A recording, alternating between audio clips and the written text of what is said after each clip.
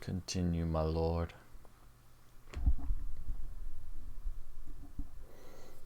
My lord.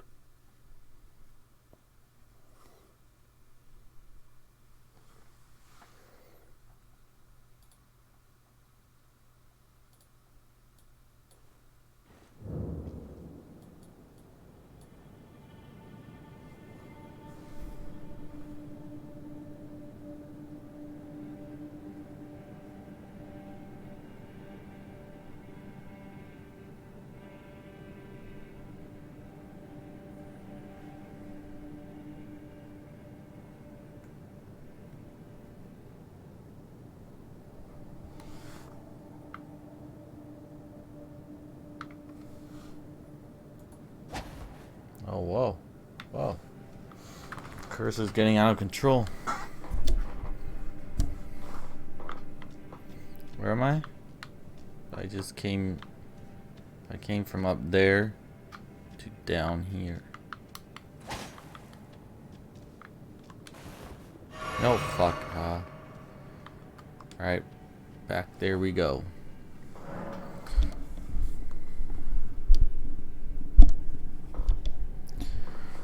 Alright.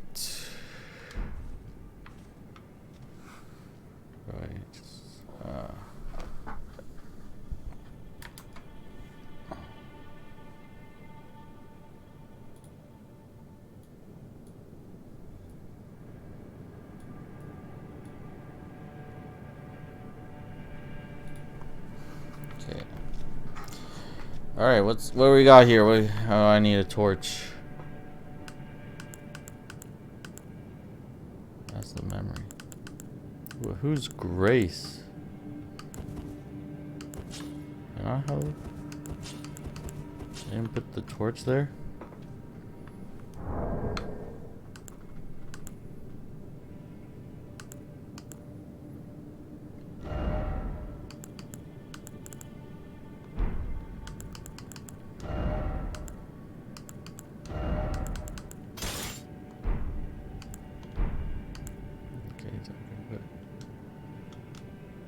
How do I...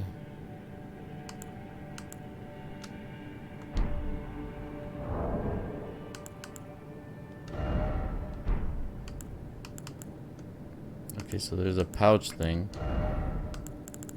Not there. Can I move it from here?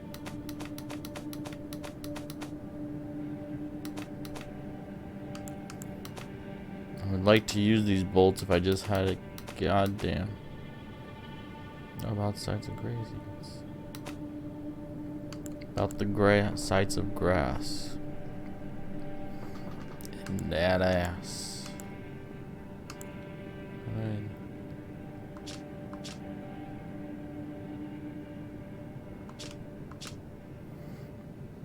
Still don't get how do I put it here?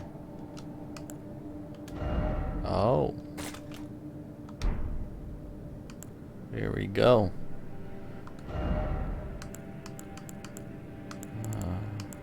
So put my telescope there.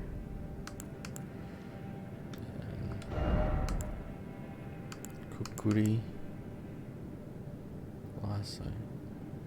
Would I ever need to use this? I don't think so. Oh yeah, I still got all these new emotes.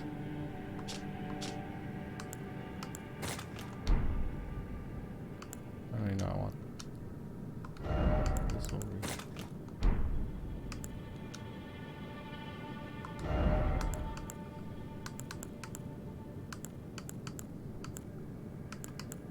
I guess in case I need mana one day.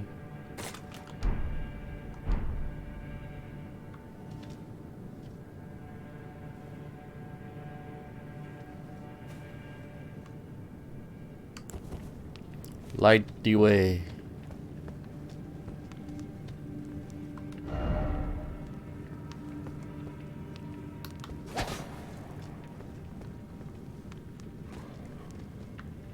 Wolf?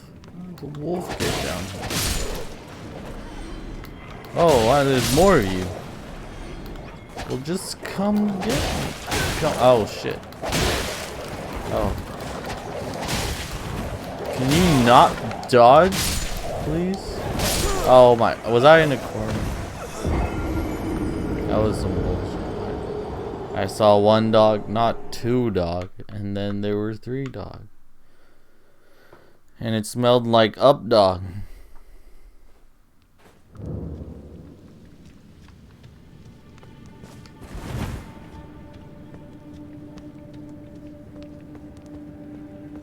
Alright, give me my things.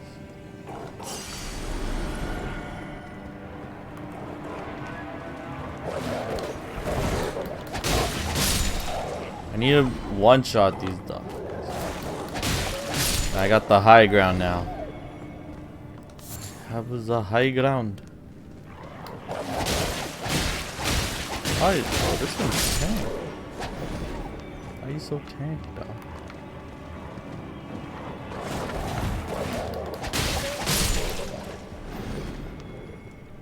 I need to level up my dexterity more. I ain't one-shotting enough these dogs. Okay, great. A cracked pot. Got some pot.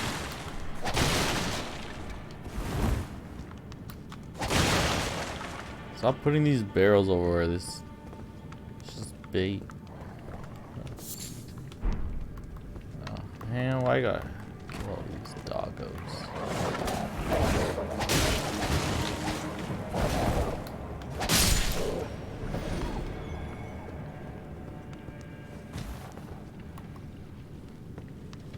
Oh, he was in the water. He's a water dog. I can use these runes for like souls, right? Soul 5.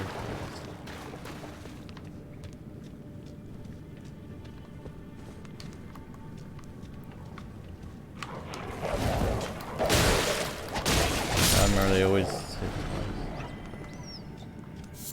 oh, don't whimper after you die, god damn it.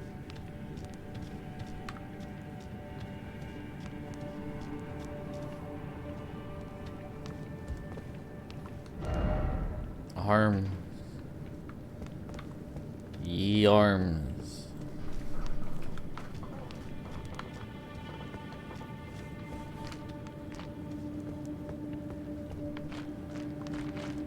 Ooh, I see a boss. First off, lane.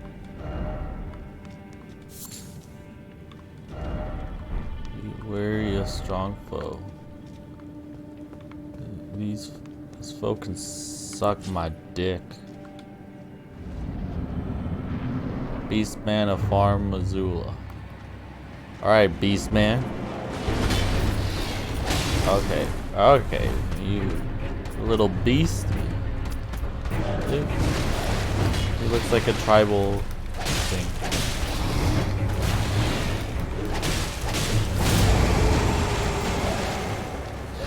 Oh my god, he literally just went up. Wait. How do I do the thing? Okay, okay, it's Y and the direction. Okay. I didn't learn my shortcuts.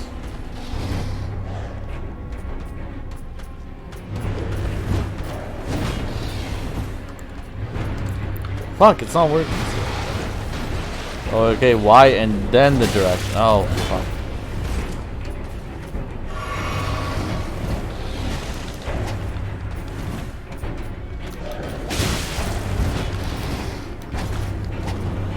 Oh, now you can dodge, huh?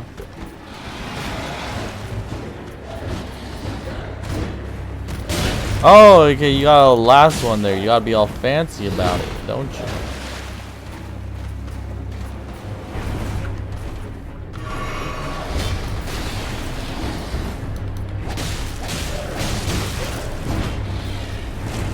Okay, that's a 1, 2.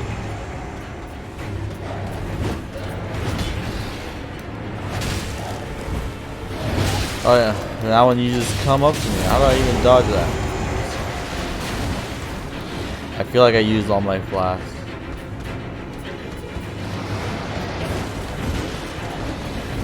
Oh, you got a big one. Oh, I got one more. Cool. Alright.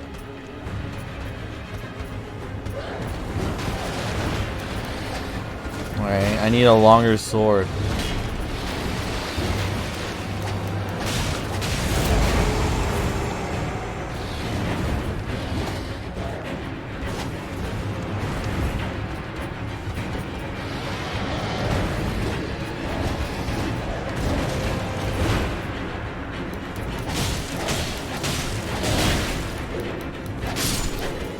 Got him. The Flame Drake's talisman. Here an entrance? No. Damn. That's gotta be some badass shit right there. My first talisman. Boost fire damage negation? Oh shit, I can fight every dragon now.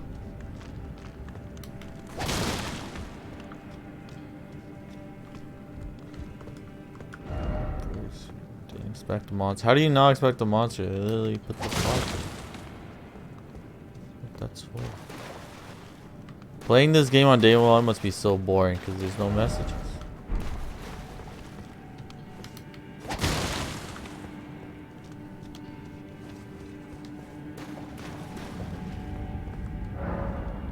Is there no other thing here? That's nice of them to just, you don't have to walk all the way back.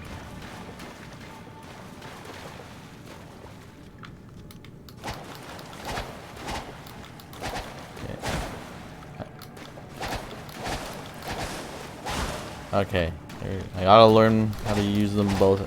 So I keep using only one sword at a time and I gotta use both.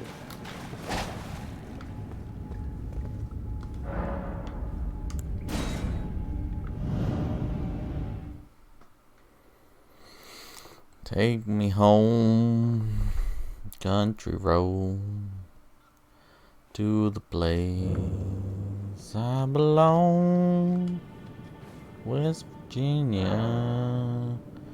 Mountain Mama, country road, take me home.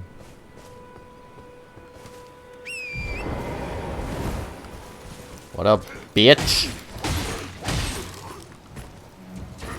Oh, you're alive?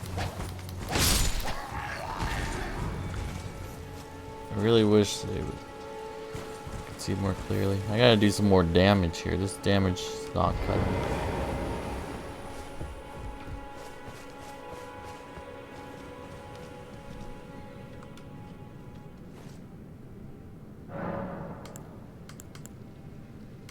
Look at that.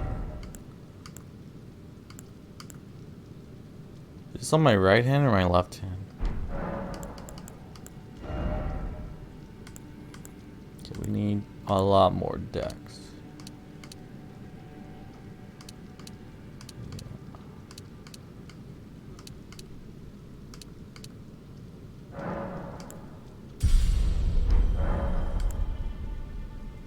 And how do I... Oh, maybe it's just here. Okay. I shall use them. Bam.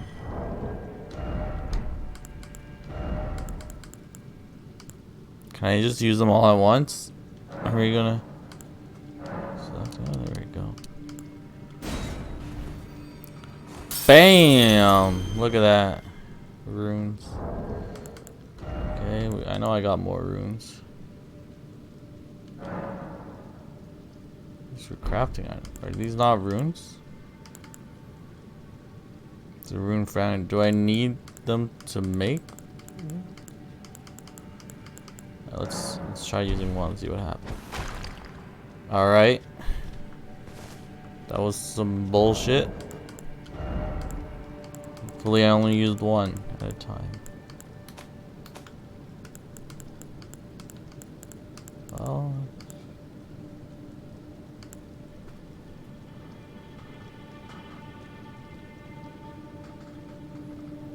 The link gift stays.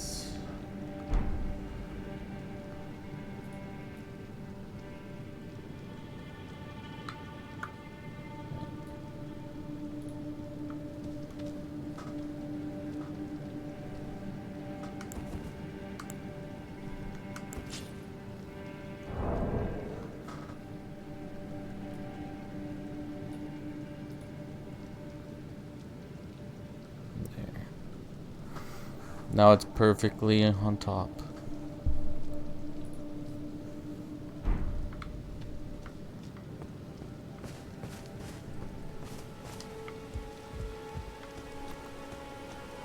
Sup, bitch?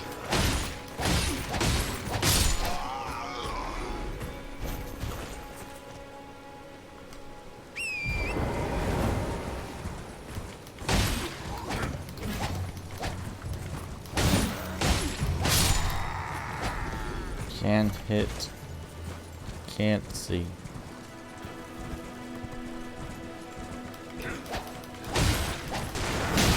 Okay. E. How do I hit with the left again? By L1.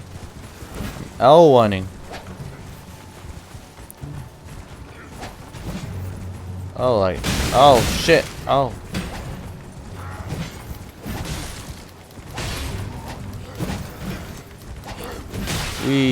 Oh, it's a merry-go-round.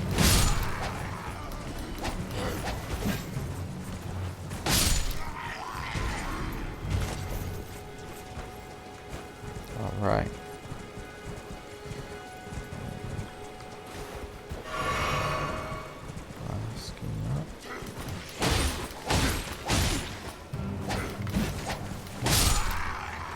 How am I doing just barely enough damage to not kill them? Where's my maiden at? I want to see her. I miss her. Alright. Up away. Up and away, web.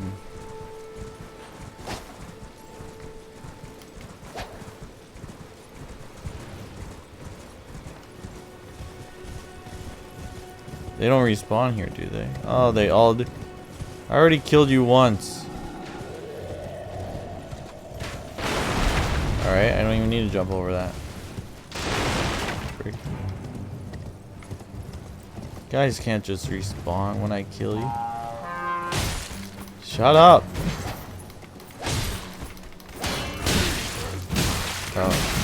Oh shit, my horse!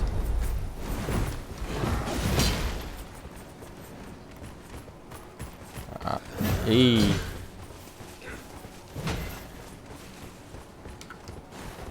Oh, that's the wrong one. I already killed all you got. Don't make me kill you again.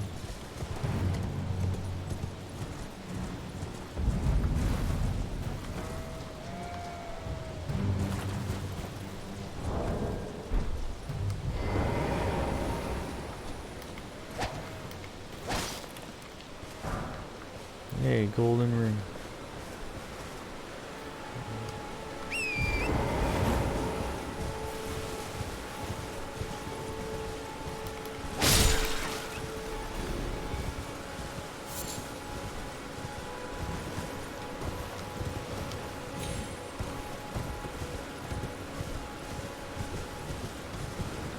There's something here before, right?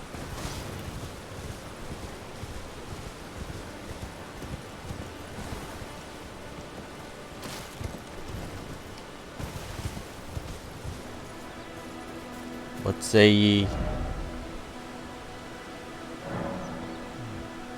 Despair is this item? Or this message? I didn't do that. Starlight shards. Starlight.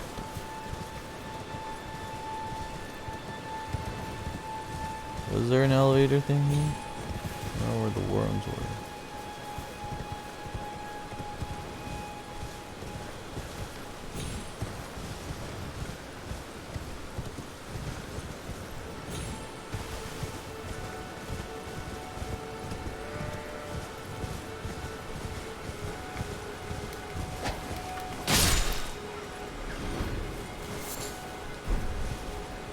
What was that? What is that? What is that rolling? Oh, that's the length. That's how you run? You roll? You're Sonic? Oh, let's... I guess I should step on this and see what happens. I get off my horse. And we're going here. Whoosh, whoosh, whoosh. Whoosh, whoosh. Oh my god. What the fuck? Yo, this is some trippy ass. This is like I've entered someone's bankai. Byakuya's bankai. Rolling required ahead. I guess I'll roll then. Oh my god, the Crucible Knight! Not the Crucible Knight! I never thought I'd see him alive again. Oh shit. Okay, chill. Okay, that was... You got some poke there. Some poke on you, don't you? Okay, I rolled. Okay, and I didn't mean to do that. I didn't mean to swing at that point. I meant to do the rolling. That was on. I gotta go back. Stake America. Where is that? No, I guess I did. The last one I did was pretty far away. But I don't know where the Stake America is either. God damn it, Gump. I ain't giving up on those 1,800 souls. Okay, let's go get them. Hiya! I gotta kill this guy because...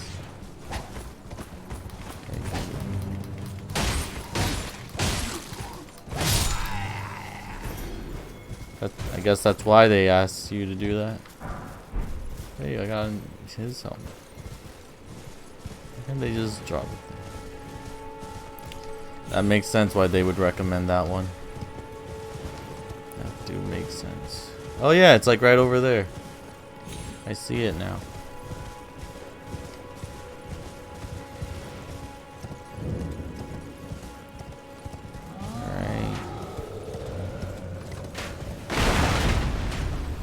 It's very nice of my horse just to headbutt through that.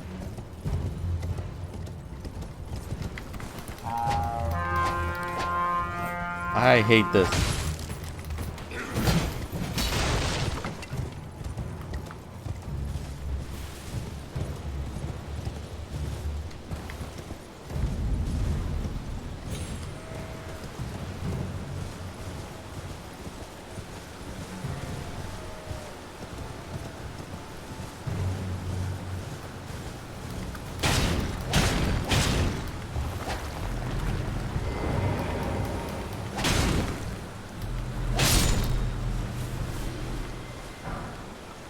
These all give rune fragments. That's pretty good, huh? I guess they're not huge, but a rune fragment is a fragment.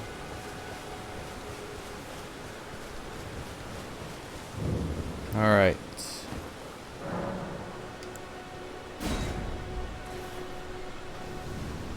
Let's get some good shit.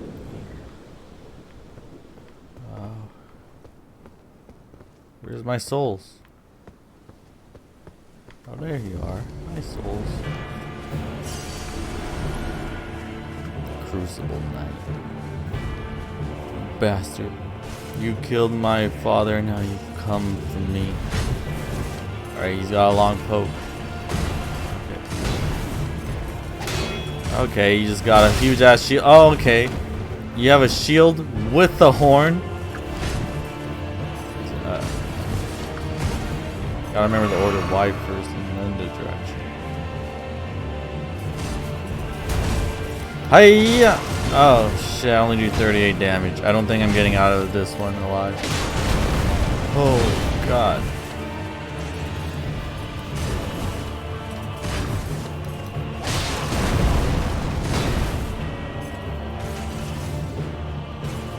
If you have a phase 2, I swear to god. Hey, I rolled That's very rude of you to ignore my roll like that.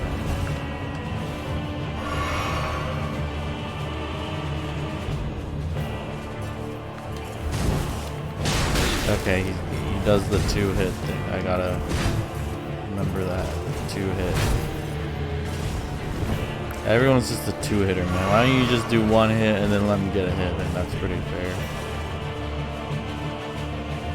I wonder if this purple thing has any significance. Is this the secret to beating this guy? Alright. Fight me in the purple thing.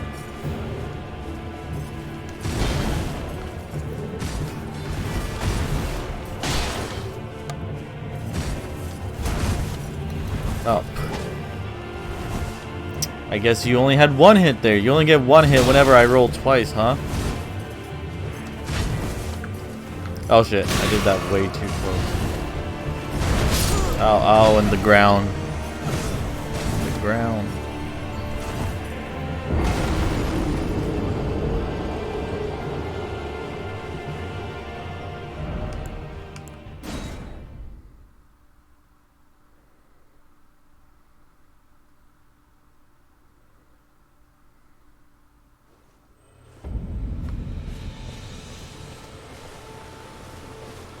Let's take America.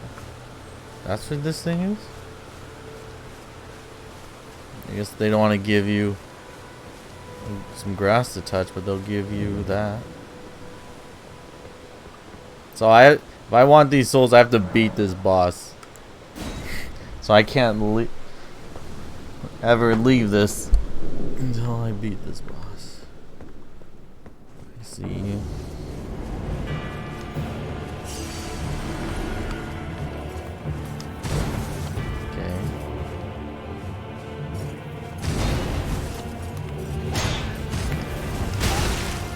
God, I hate the horn. Okay, I just need to dodge to the side.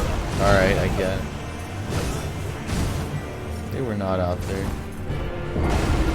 I would have seen them.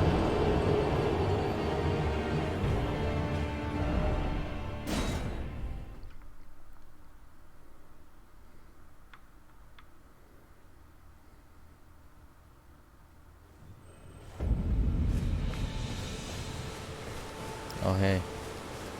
My souls. See, I told you I saw them. Alright, bitch. I've got the souls with me now.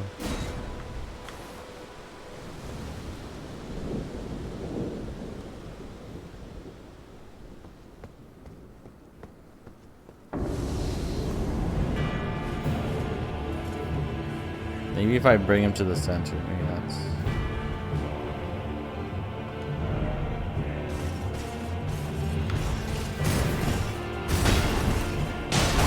Okay, now you... Okay. I just have to look at it, see when it's gonna do a multi-hit thing. Gotta predict when it's gonna do that.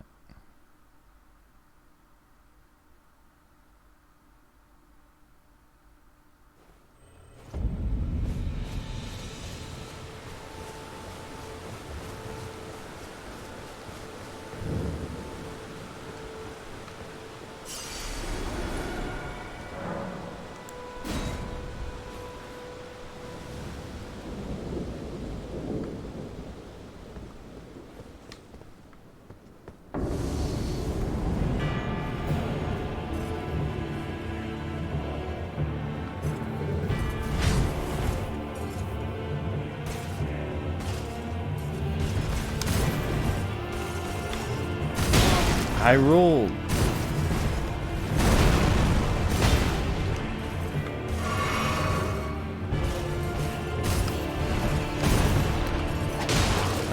Alright. Okay. He didn't make a sign he was going to do a second hit, but then he just does it immediately.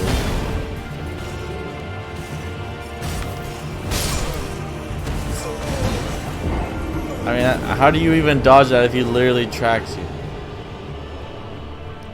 Literally just tracked me.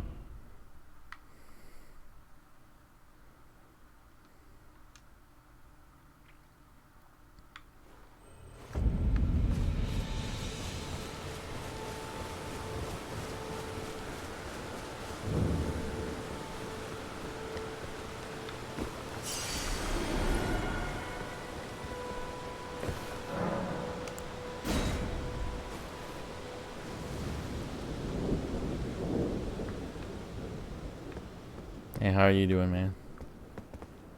I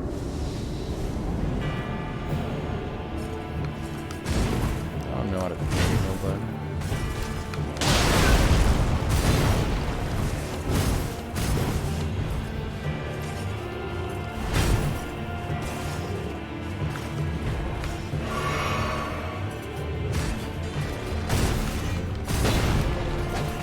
Alright, how did that miss?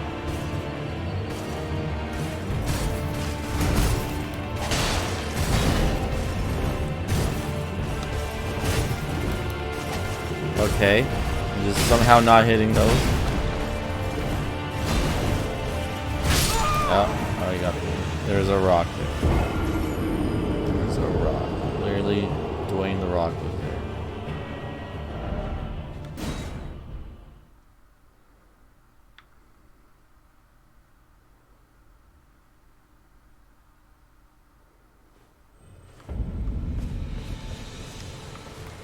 You know, maybe these bosses do too much damage now. You guys need more vigor.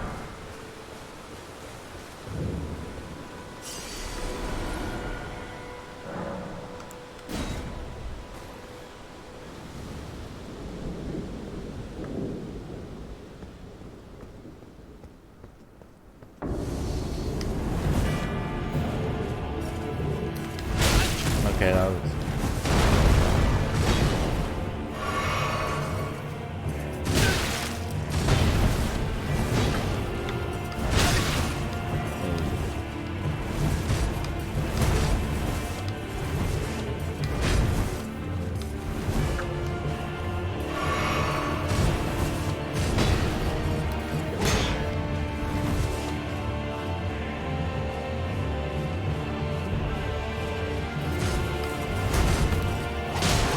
Got him. Oh, this is...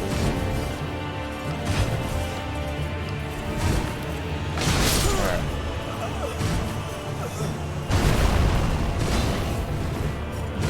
He just does everything.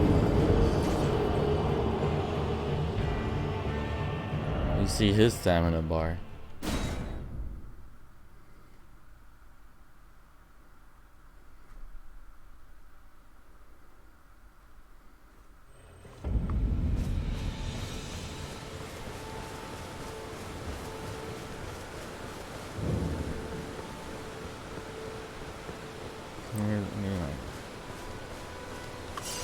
Alright, I'll be back for you.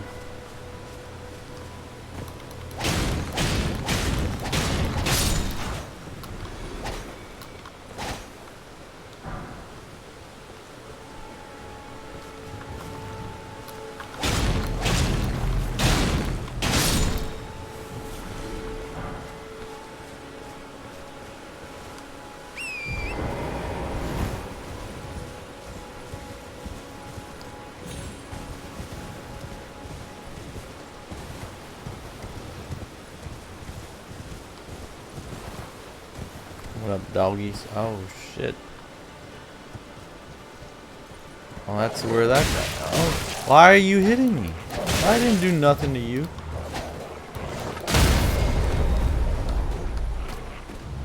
I didn't do nothing to nobody. Why are you mean?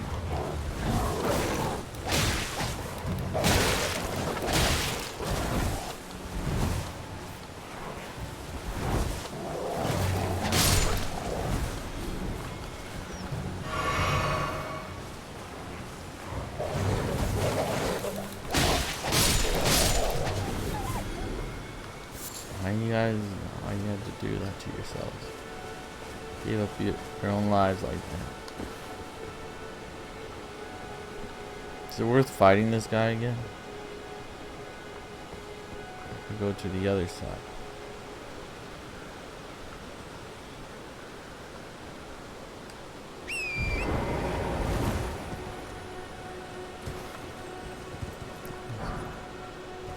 Fragments up here.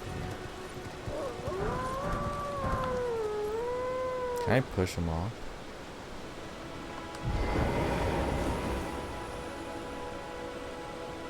I mean, he jumps down, so I probably do anything, but it's...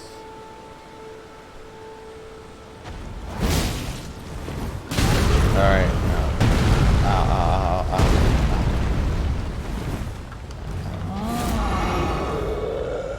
Let's fight up here, bitch.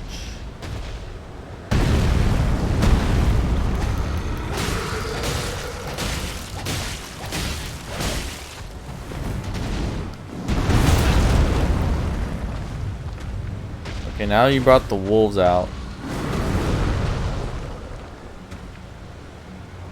Not sure how I feel about this.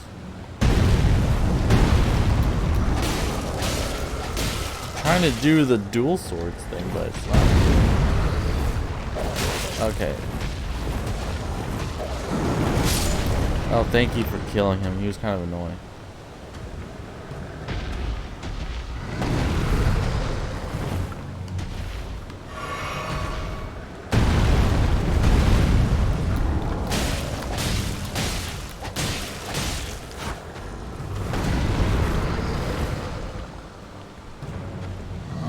Oh, he's bringing out the sword.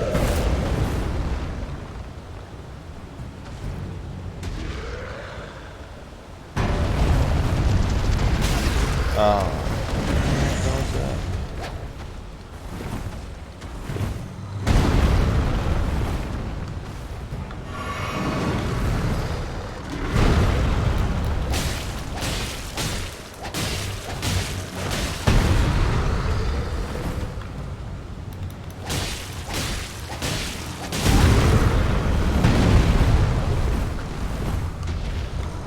Don't hit me. What? I'm out. Oh shit. Those wolves earlier, they got me clean out.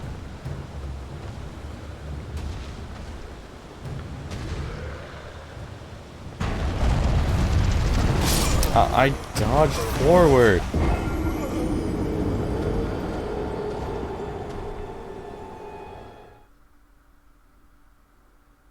The game registered it as running. Why do I go here? I guess because I was close enough to here.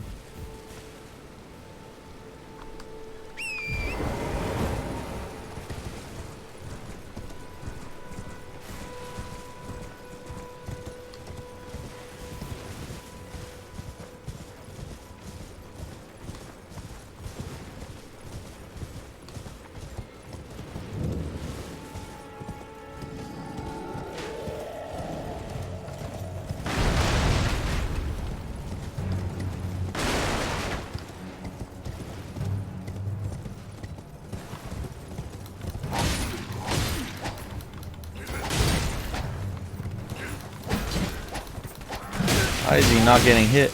No. My souls.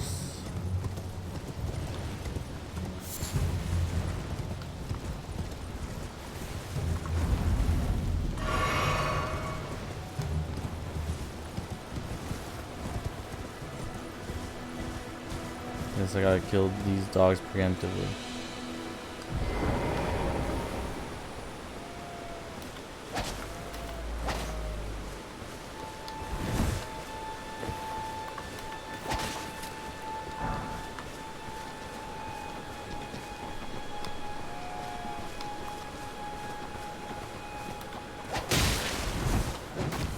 Oh my god, the ram. Imagine getting hit by that ram.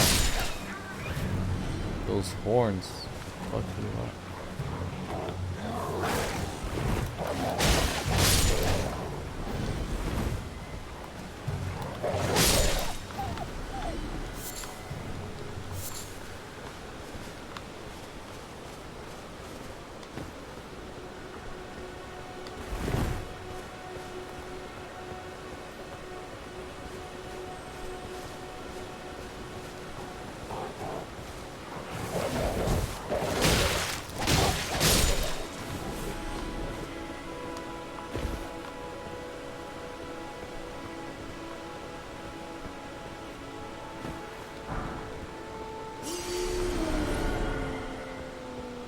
I guess he jumped down now. Whatever, I killed him before.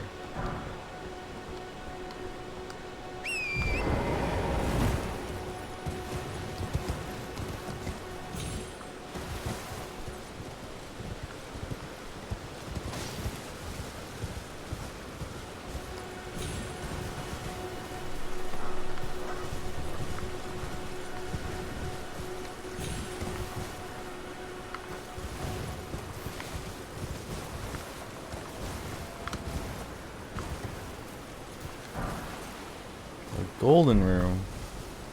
5 of those. That's big money. Only 2. Oh, what the hell? Oh my god, what did you do to yourself, man?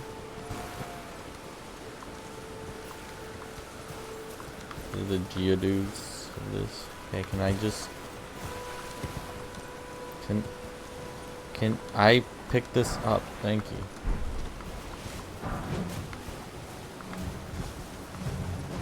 Why is this ram? Why are you hitting me?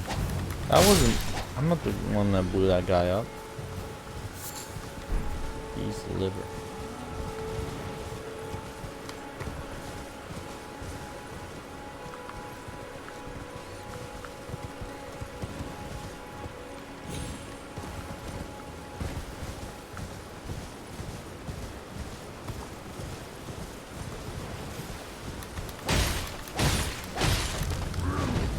Alright, so we got a tough...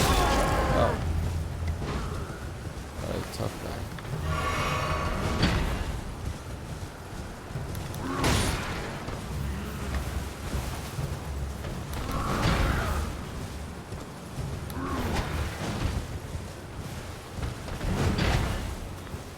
Alright, I'm not fast enough to swing a horse.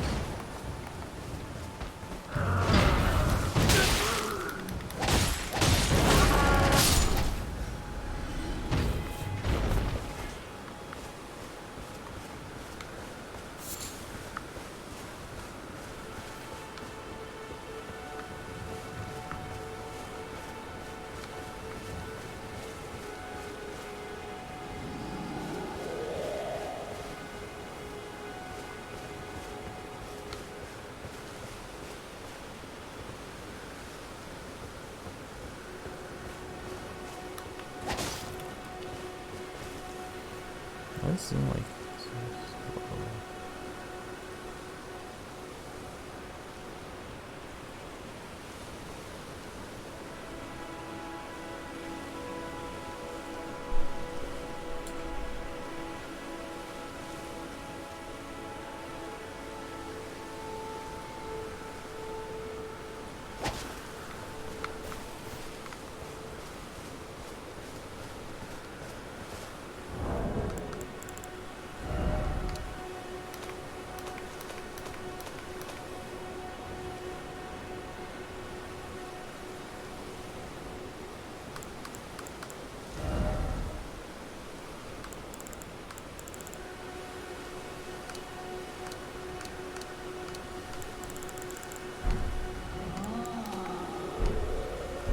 what's that?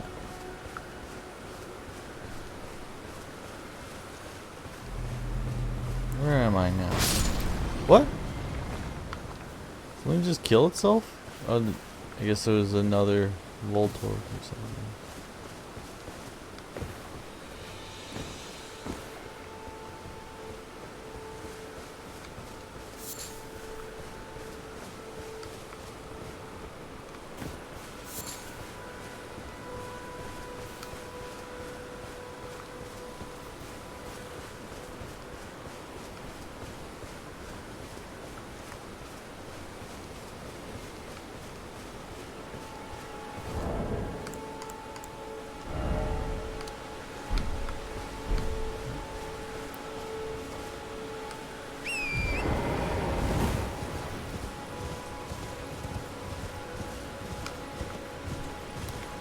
What? What are these penguins?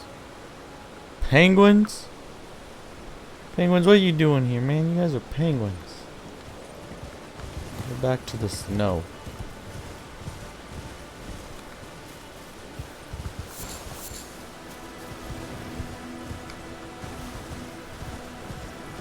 Why would someone just put up random towers here? They can't even get inside. It was good for.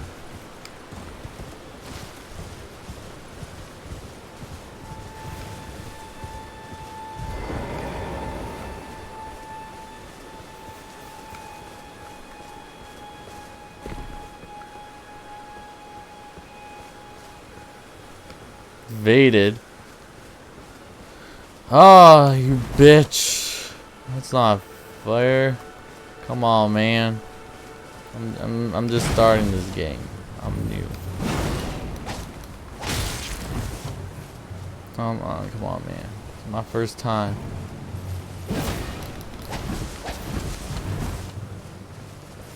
I don't even have all my flasks.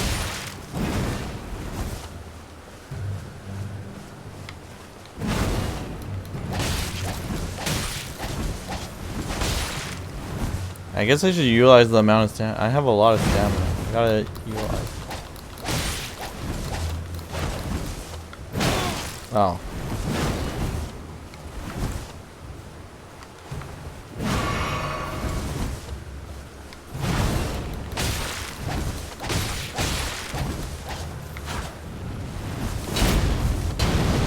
Whoa. And little does you know I have fire resistance.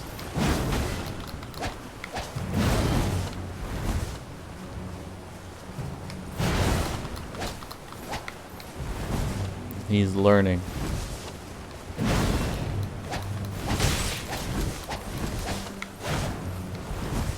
You're learning you don't want to get too close to me. Okay, I don't. There's no reason I shouldn't have rolled for that.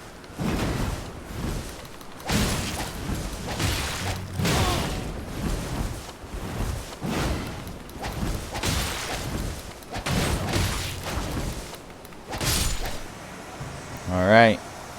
That's what you get for invading me, bitch. The hammer talisman. Get out of my dimension. Enhances stamina, reducing attacks against block. That's a thing? I ain't got the weight for that though. I'm reaching my maximum load. Or do it? I'm at 54. This is enough.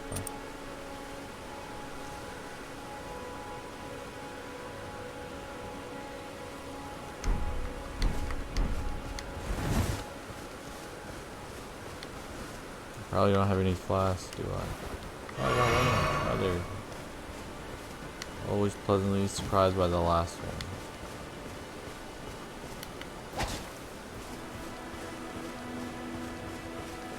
Gotta be some grass in here to touch.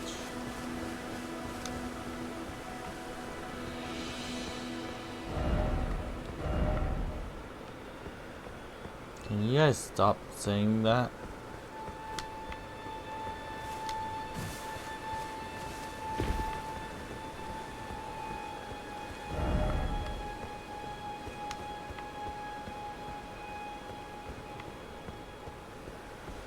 All these messages things are the same goddamn thing. I just want to be creative. Shut up.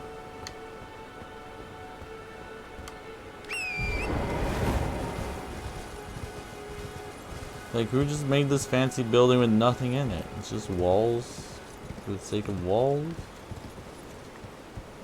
Oh, a lot of people falling off.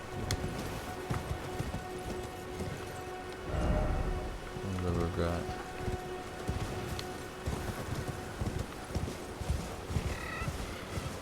Like, who would imagine being due to lay the bricks for that? Going all the way up there. Or maybe it is a bridge. No, that's not a bridge.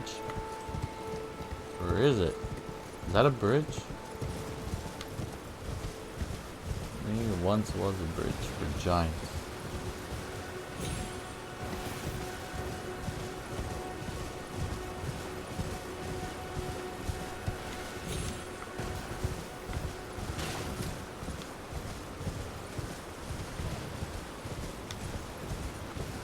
Oh, finally something.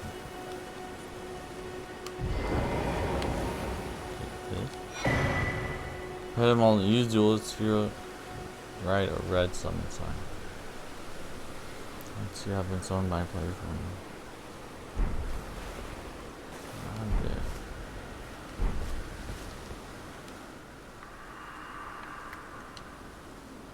Fight defies war to the last alive. Door not open.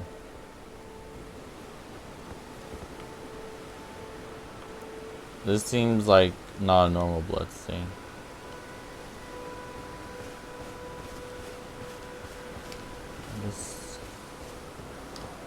So this is for a multiplayer thing then?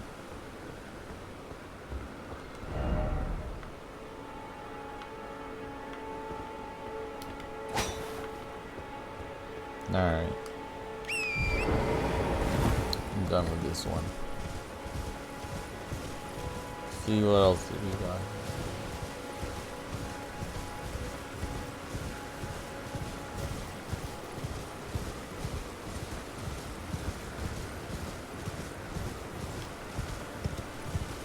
I need braviary to fly over this. I need my sneezler.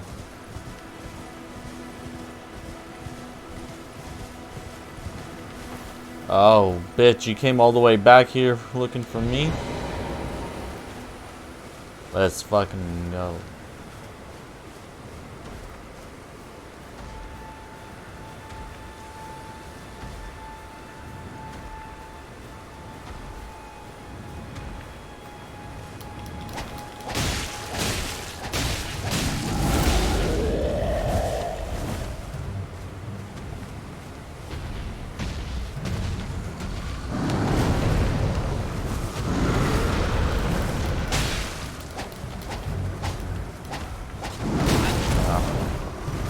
Okay, I don't have any more flasks, I'm pretty sure. I need to find... Wait.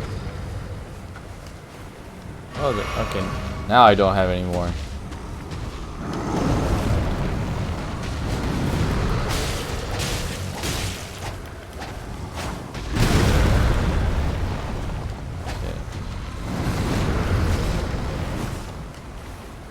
Okay, now I don't have any more.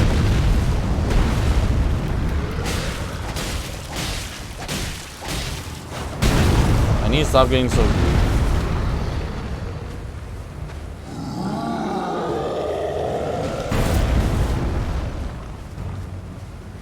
I mean, I could just fight him on a horse. That would be easy.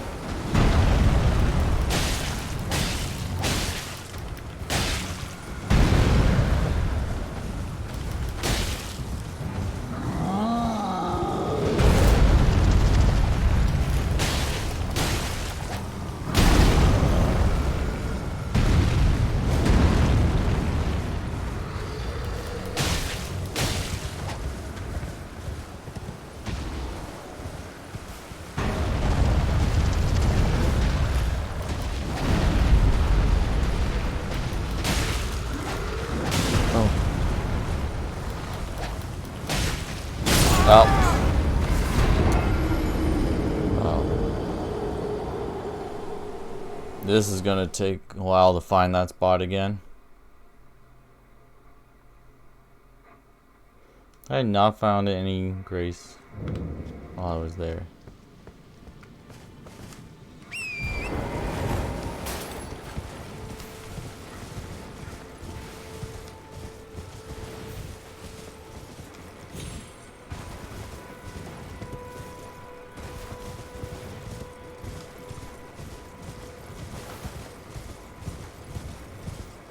Oh yeah, where's my reading maneuver gear?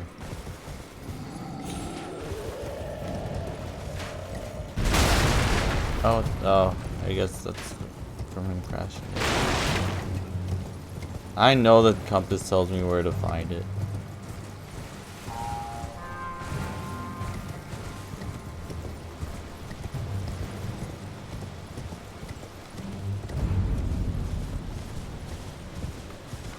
Oh yeah, I forgot this huge ass tree was here. That's where I've been meaning to go.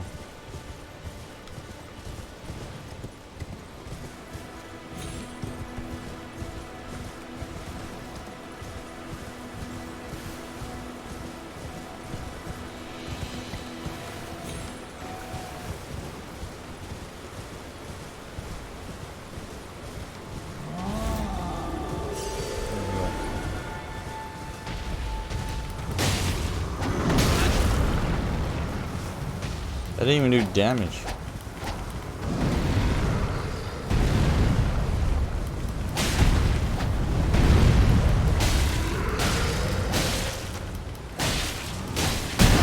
Okay, that one.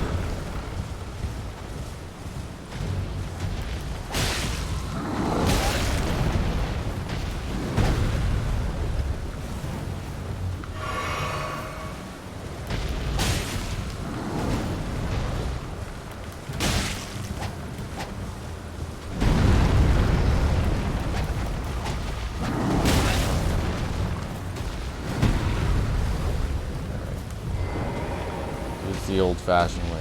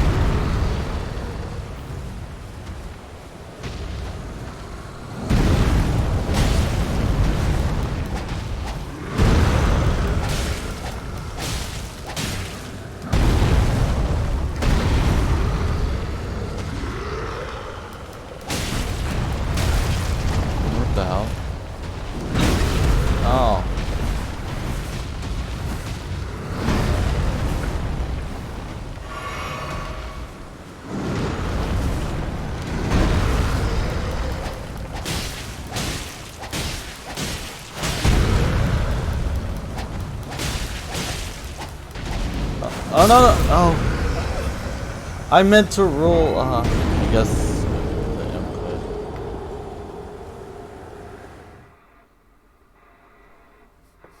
That was dumb. Why do you have to jump there?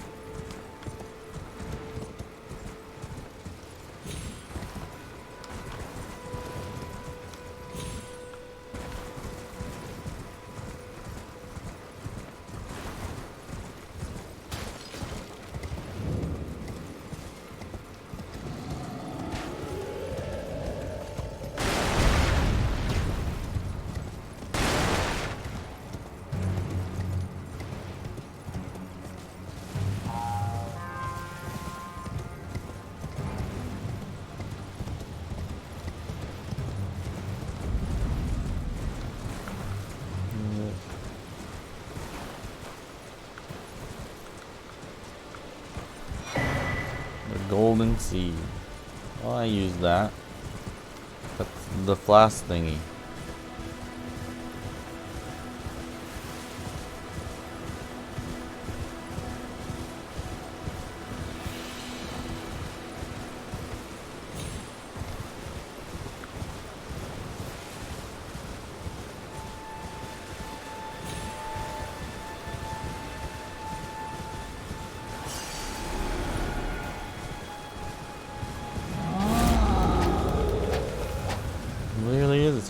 Does the Titan scream?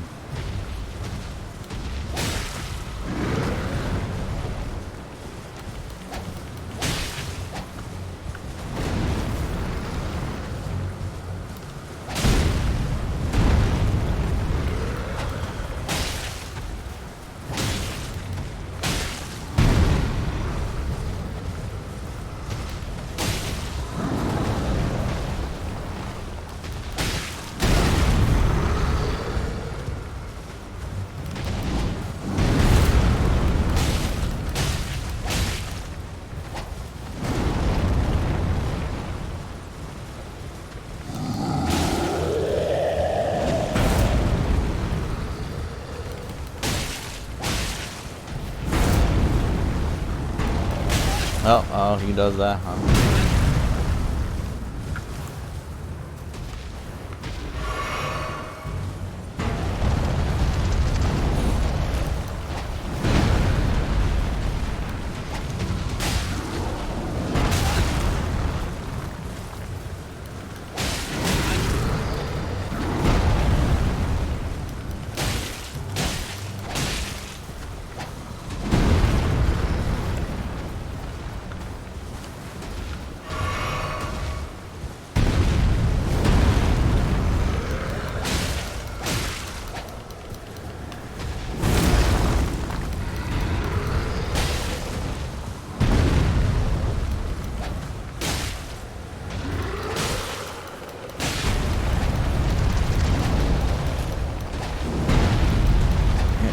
Stop running. There we go. Goddamn time.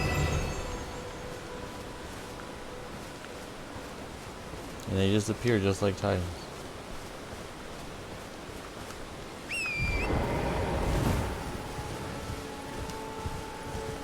Alright, back to the main road. Where's the road? Road.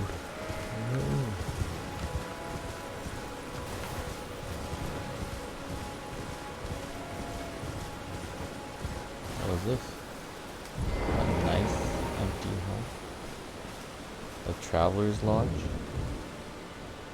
Tell me, mate. Everyone's been grafted. Everyone who came with me. They crossed the sea for me. They fought for me. They always got a big head. Only to have their arms taken. Their legs taken. Even their heads taken. Taken and stuck to the spider. Did you know? The riot. If you're grafted by the spider, you become a chrysalid. It's quite a lark when you think about it. Oh, so that's what I got from this? That's what I learned from this? Let's see.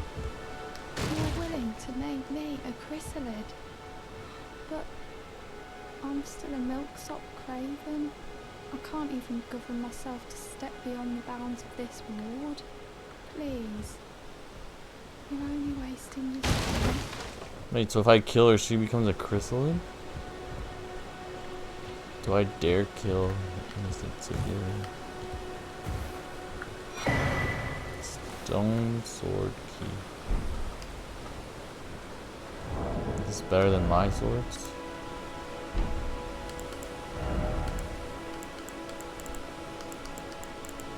I don't see it here.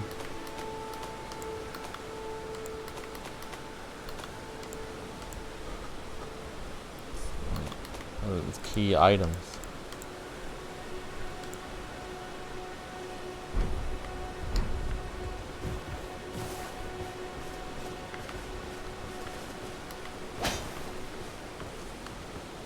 Oh wait, there's some grass right there.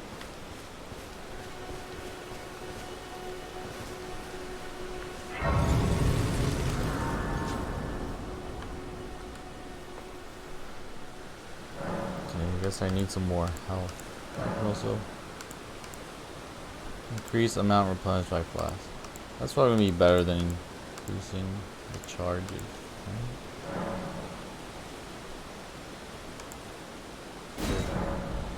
Oh, I don't have those. Okay. Then yeah.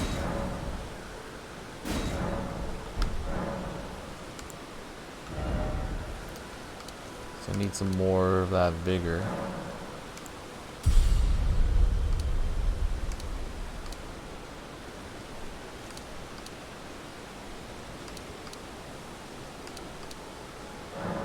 Guess you can't go wrong with that.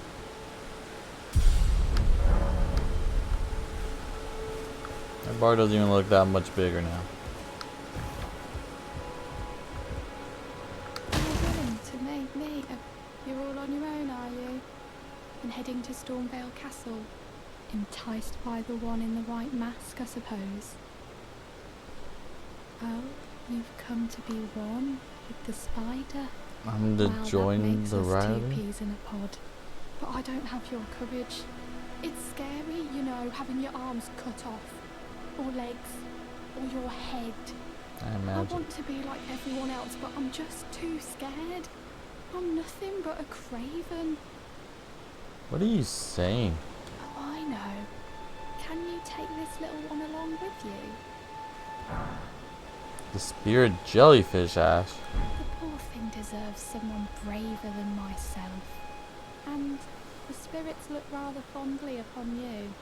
It'll be glad of your company, I think, the little one. Your opponent can use ashes to summon various spirits. You can summon jellyfish for help. It was a pleasure to see you. Oh, can you pass on a message for me? If you see the little chrysalids in Stormvale Castle, tell them I love them. And that, despite my craven heart, I'm sure I'll be joining their club soon enough. I'm finally getting the hang of this whole pain thing, you know. Finally learn what pain is. It was a pleasure to see you. Oh, tell them I'm finally I guess I won't kill you. Give me a jellyfish.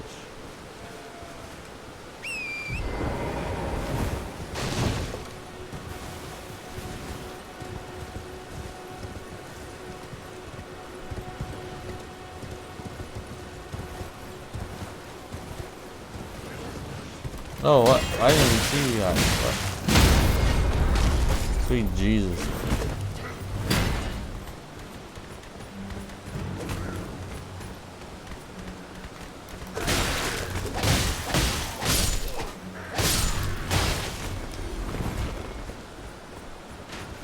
Oh man, you got a crossbow? That's not cool.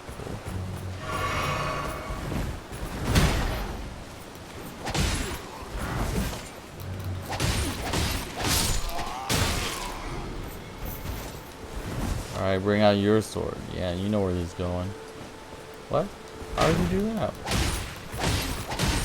You just brought out the right item. What did that do? Oh, I guess that's a group, so it replenishes my flask. I forgot that's the thing. Where's the tree at? It's hidden.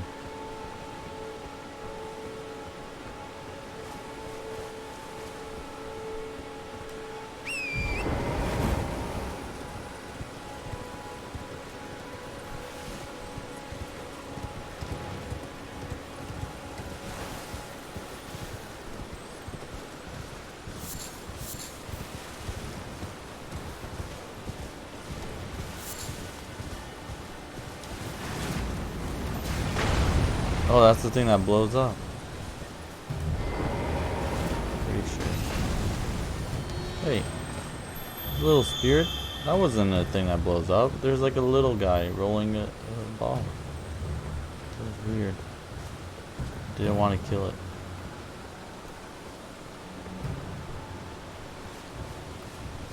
This is all snaking. No, I just need to. Oh my god, how did you see me? What?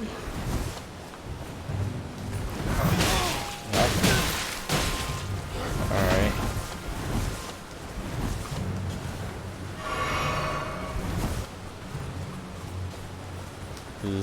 I just need to run past all these guys now.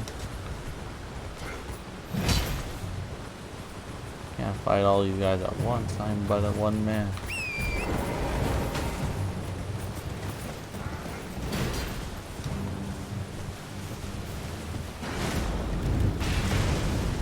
You guys got catapults? Oh my god.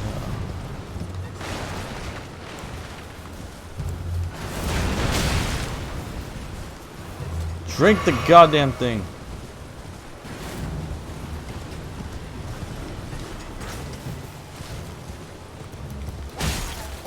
Fuck you and your catapult. How do I use this? Where's the instruction manual for this? And I wanted to fuck them all. Fine.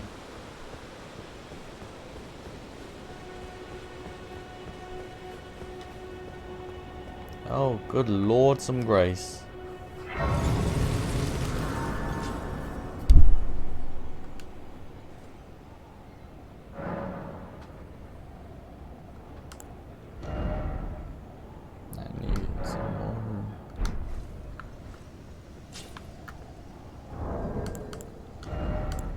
Got some more of these things, don't I? Yeah, damn, that's a lot of runes.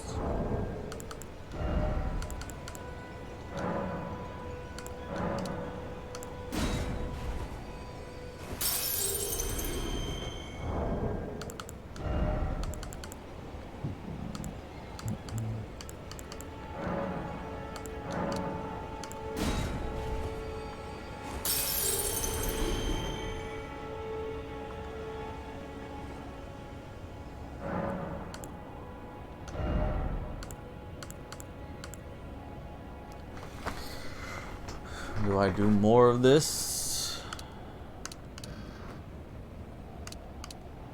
This doesn't increase my damage anymore. Literally does nothing. I guess I've maxed out my dex for now. And I just need to increase my weapons at this point.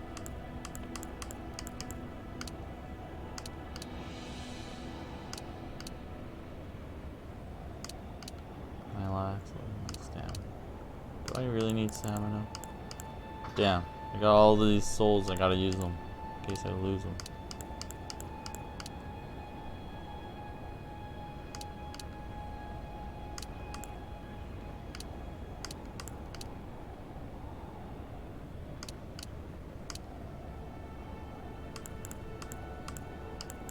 You know, I guess I gotta increase this too.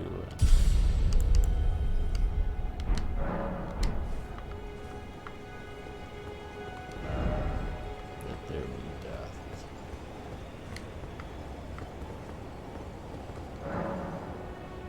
Alright, some of this cooperate. I don't need your help.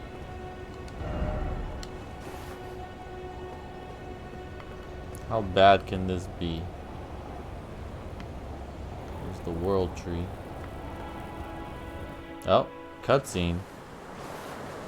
Foul tarnished. In search of the Elden Ring. So this is Game of Thrones. Emboldened by the flame of ambition.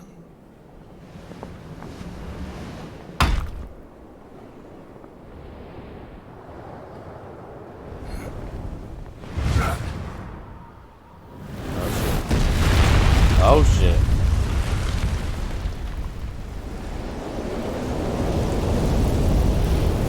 Someone must extinguish thy flame. Let it be Margit the Fell. I feel so special. You did that whole entrance just for me. Oh my god.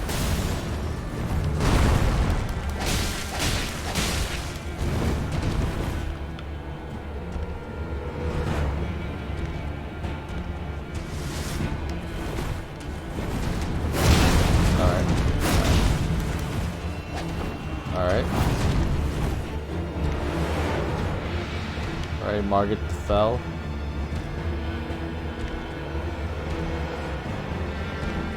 Where did you fall?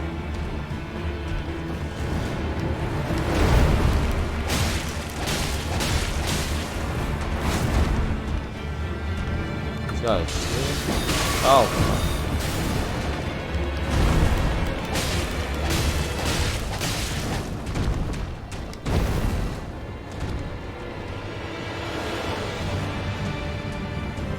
How can he backstep and not fall off?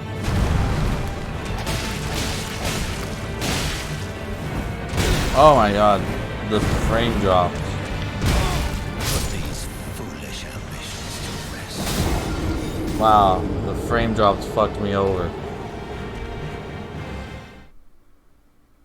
It threw out my mojo. I had some mojo going, and it demogenized me. You had some cross-mogenation going on there.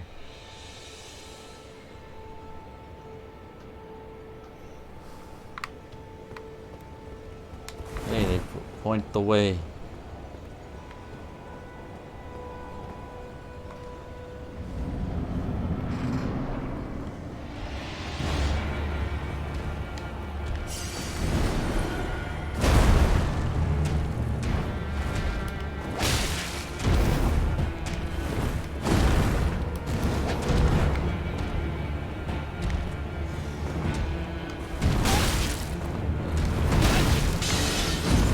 Alright, now you got a thing? Foolish ambitions to rest. It's all about learning their attacks.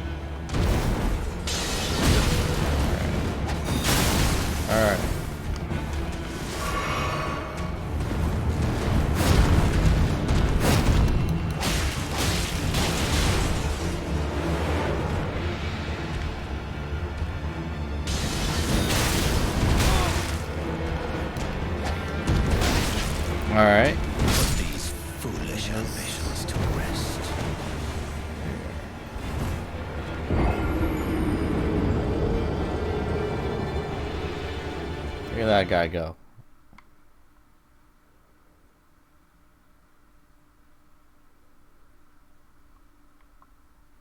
Only humans can be afflicted with madness. Am I human?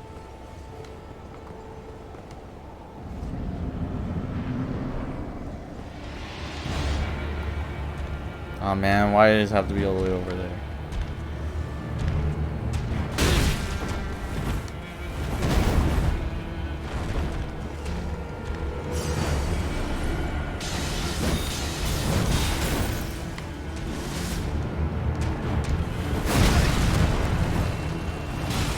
I hate how long they take to just attack when you would do the animation. Why you gotta like why you gotta do the whole fake out, man? Why you gotta fake me out? Just do it. Why you gotta make me memorize your goddamn timings?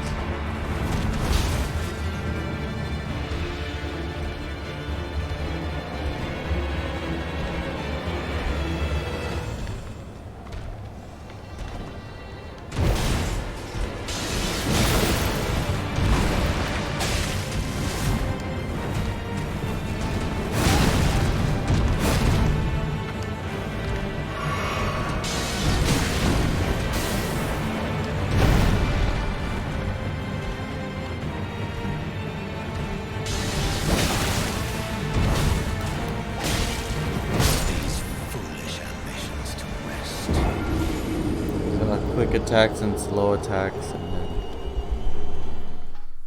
it's quick and you're slow.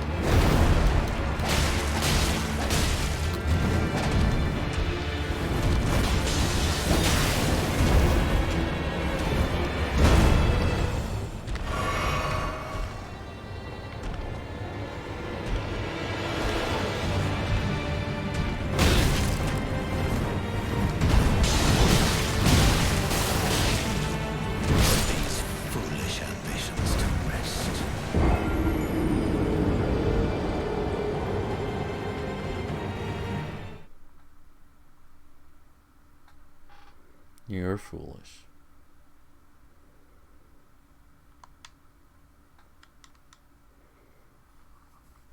Damn, I shouldn't have used all my runes right before this, because I hate having to pick them up every time. I guess that's why they give you the option to make them item.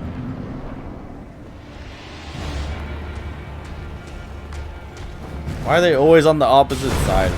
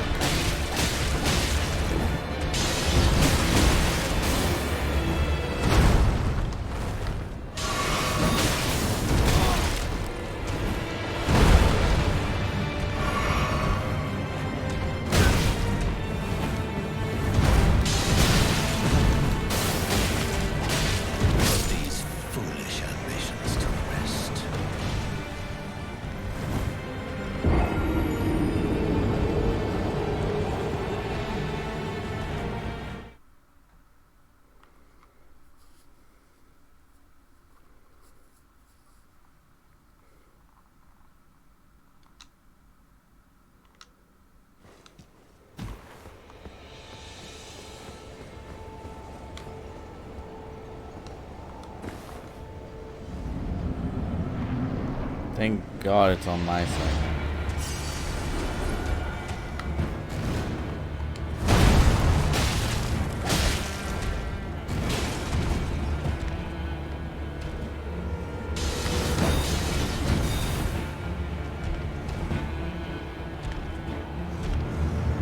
Well, that's his face there.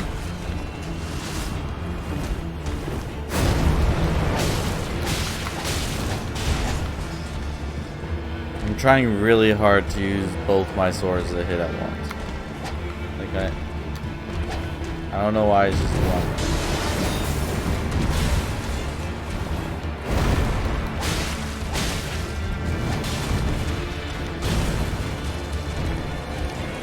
No, he knocked down that perfectly good tree.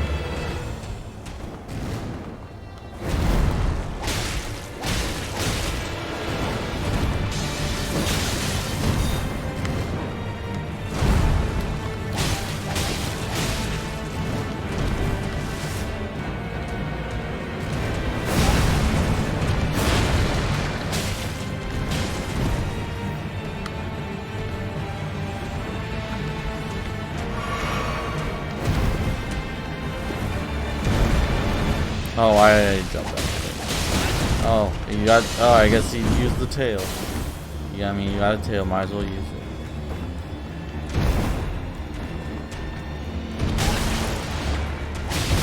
I don't know why.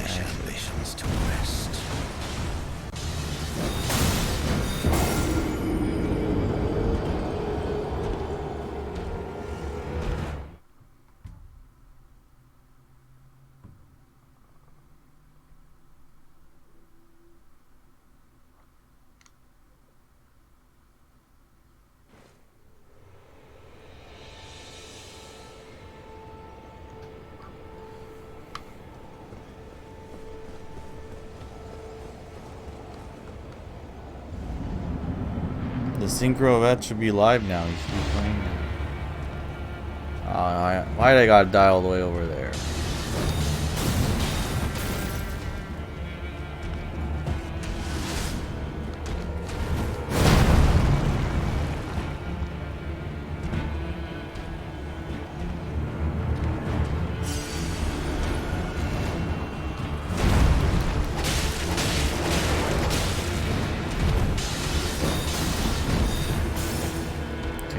Fight over here.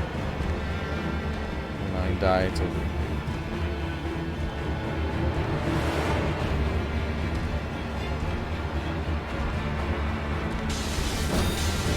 Crazy how low little damage I do at this low little level. What is that? Right?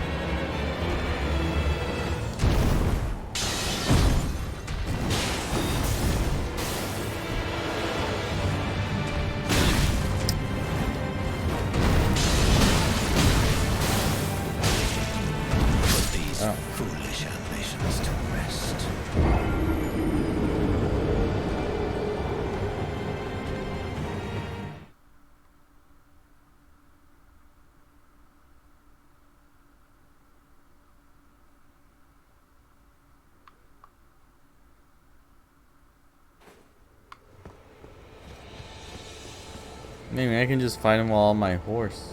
Maybe that will help. Maybe that'll do something. Maybe. Oh, you can't summon a horse in a boss battle. What's the point of the horse?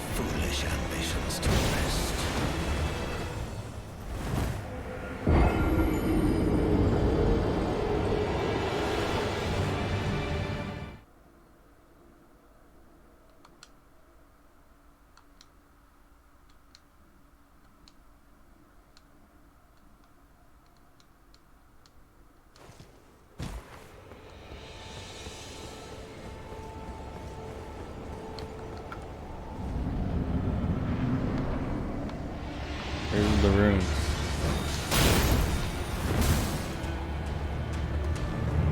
Oh, there they are. Excuse me.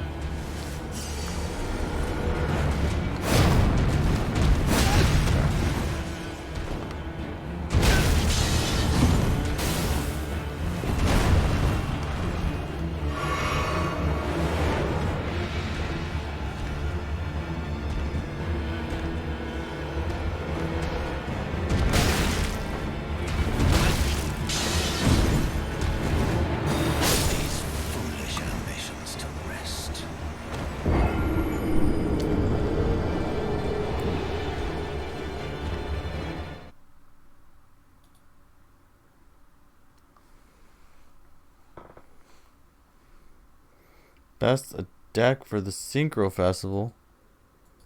Best deck has already been made.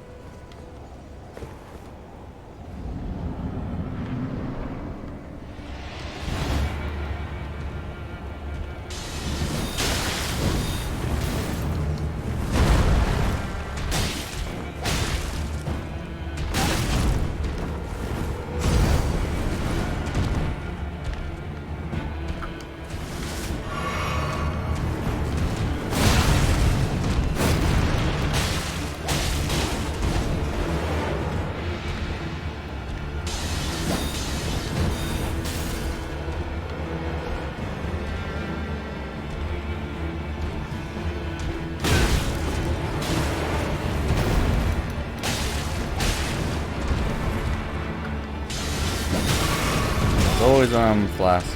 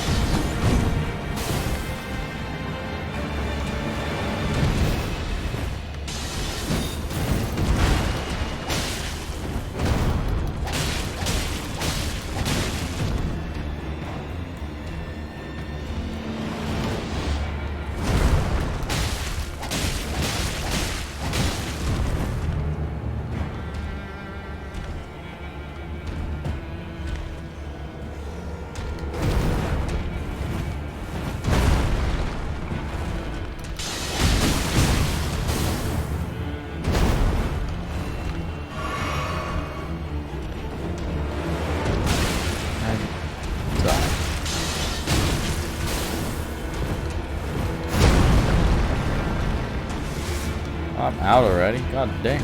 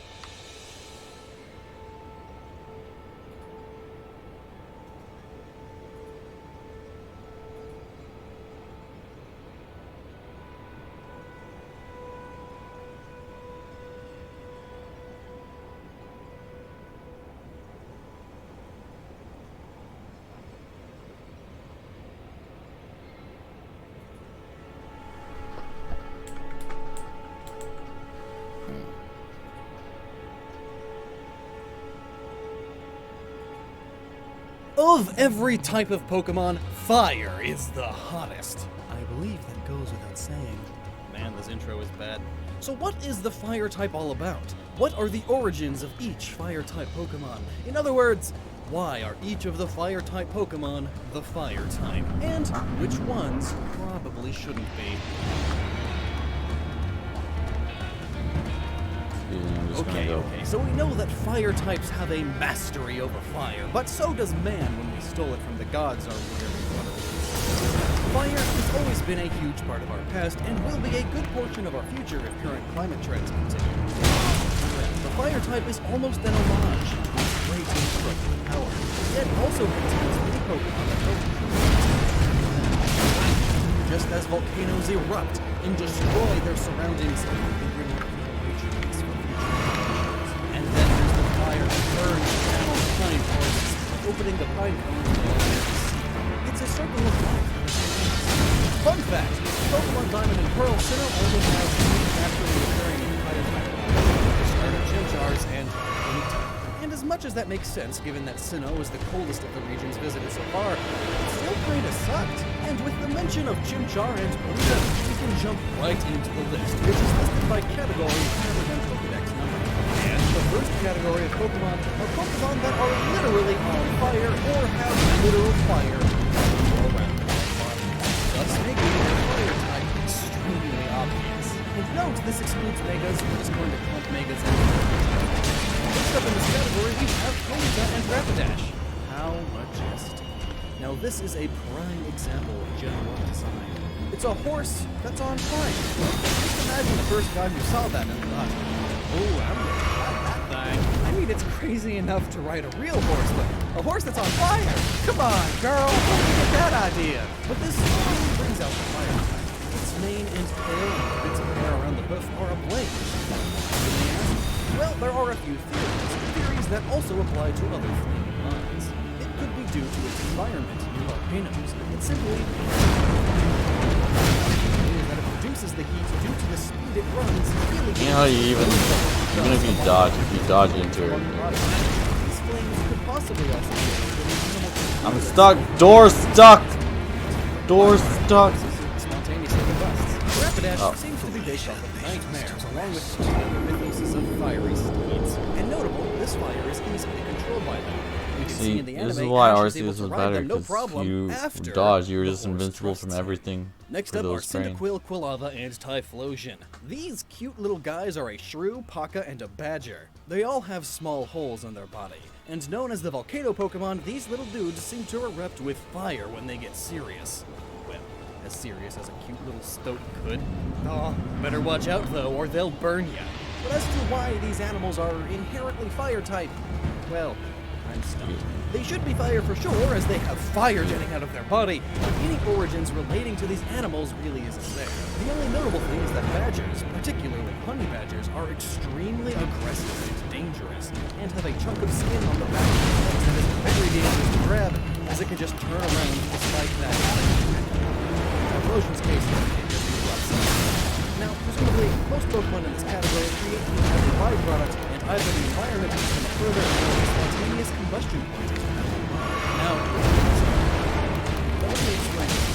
Essentially, Pokemon has self-heating properties, or is able to auto-ignite its substance, much like how large newer Pokemon give off massive amounts of heat, that when the sun pushes up, they just catch fire. Most of these Pokemon that are on fire must release a gas or something a solution that is able to catch fire easily.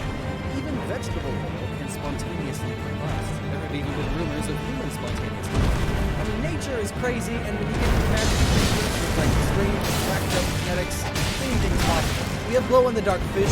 Who's to say in a world where creatures can create electricity? I guess there's no point in trying to roll around him. Electricity and ignite their Just gotta roll away from him. Are fire types just bad electric types? Embor, just Embor, no one else in its line, have flames on their body. It's based off of a fire pig demon from the famous story Journey to the West, Zhubaji. Embor is loyal to his friends, much like Zhu. In fact, the Pokedex goes into detail about its fire, and states it can throw a fire punch by setting its fists on fire with its fiery chin. It cares deeply about its friends. It has mastered fast and powerful fighting moves. It grows with fire. You don't think that's just the coolest thing, you can leave. Lighting its fists on fire with a flaming beard is mega cool. Magmar and Magmortar are stupid buttheads. Based off of a duck, maybe a movie, a mythical beast in Mexico. They are said to live in magma, and really, they should also be transparent, as magma is molten rock that is unable to rust. Also, that definition shouldn't be Lavbar and Lavborder, as they usually live above ground. As to why they are fire type, well, they have fire on them. And I have yet to see something that's in lava and not just fire. Heck, even lava gets on fire. Char, Monferno, and Infernape are always monkeying around. So You stop doing that every time I use my flash. are based off of Sun Wukong of the very popular story Journey to the West. Also, headcanon, they are fire type because they are based off of Sun Wukong.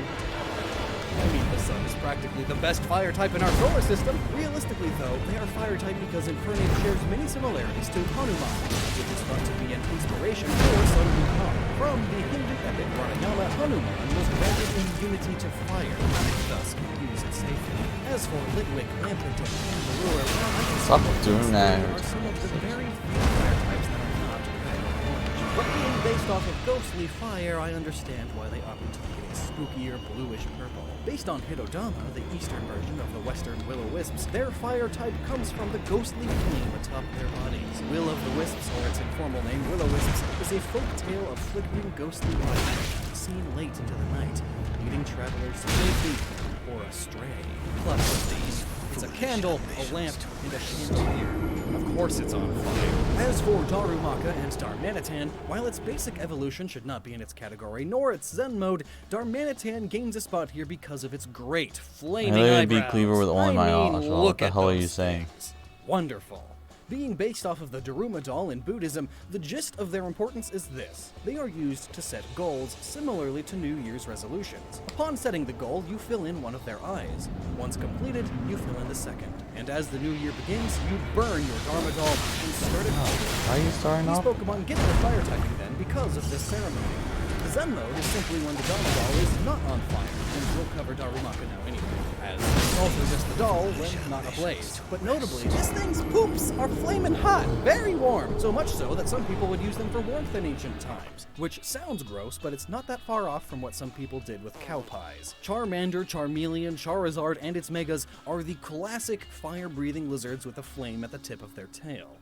The premier, the real OG lizard, the main man himself, Chorizo.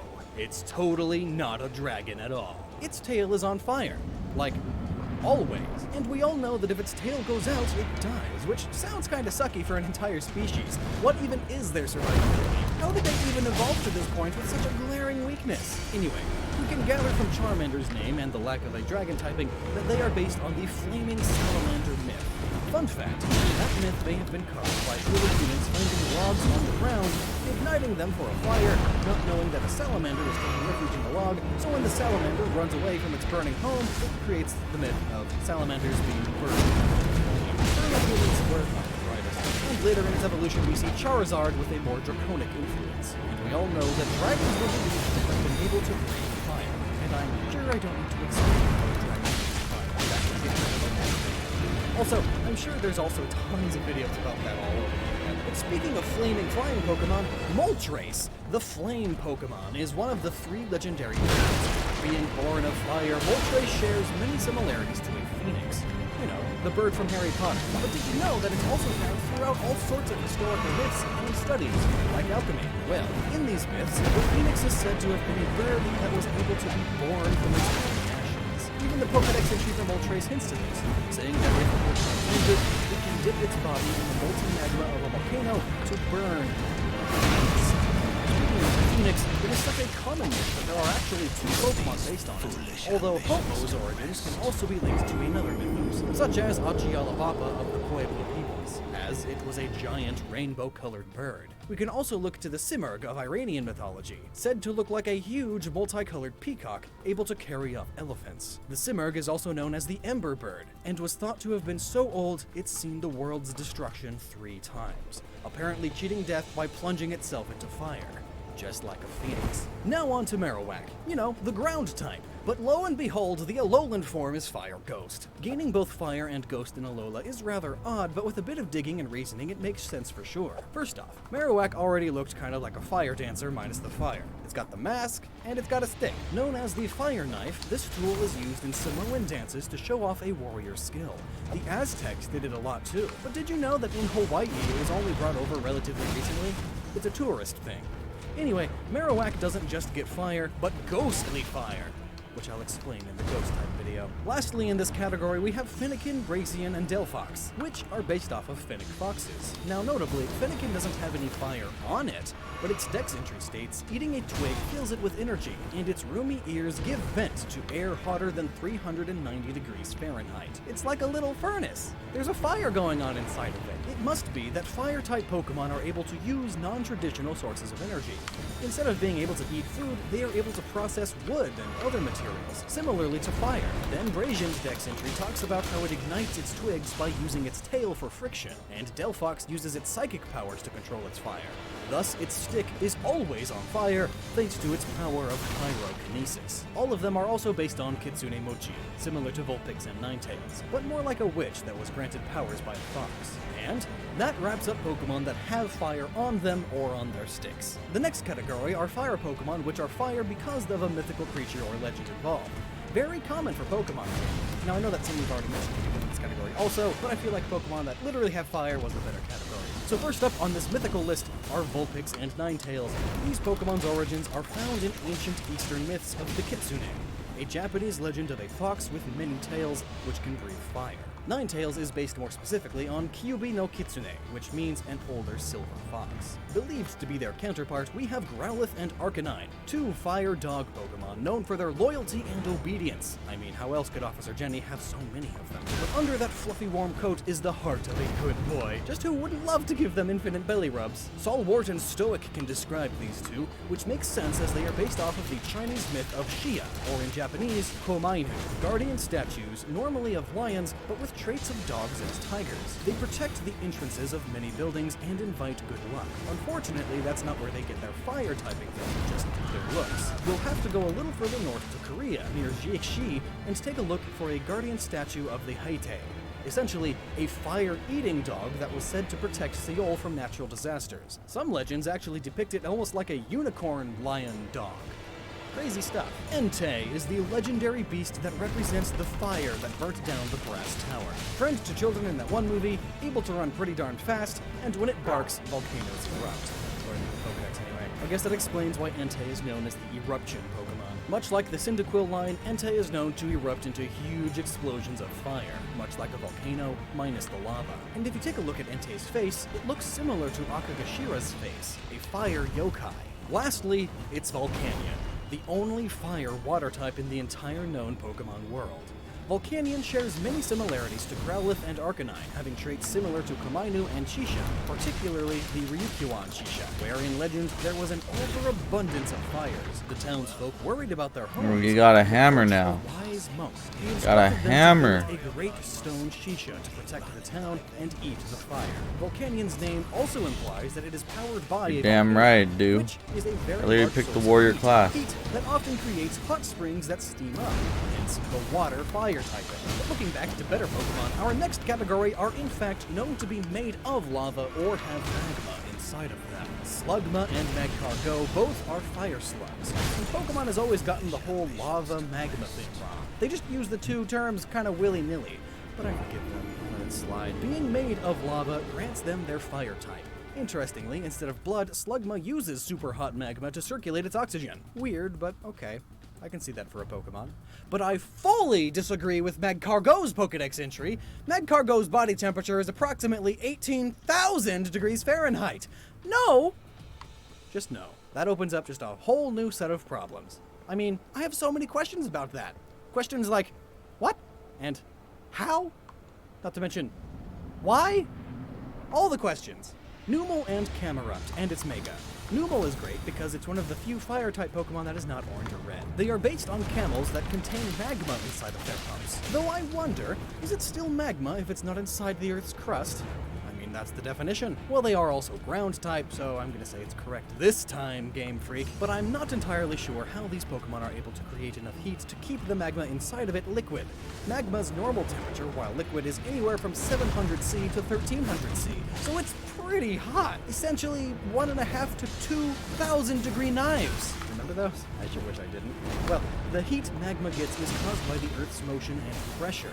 So it's now assumed by me that Numel and Camerupt are either very good at squeezing their stomachs, or it has some other source of churning up the magma constantly, some sort of special internal muscles. Magby is not with its other evolutions, as it only has a flame pattern on its body rather than actual flames. Based off of a booby duck, they live near magma, and in fact sleep in it, just like their evolutions. They also have magma-like blood that helps them stay warm.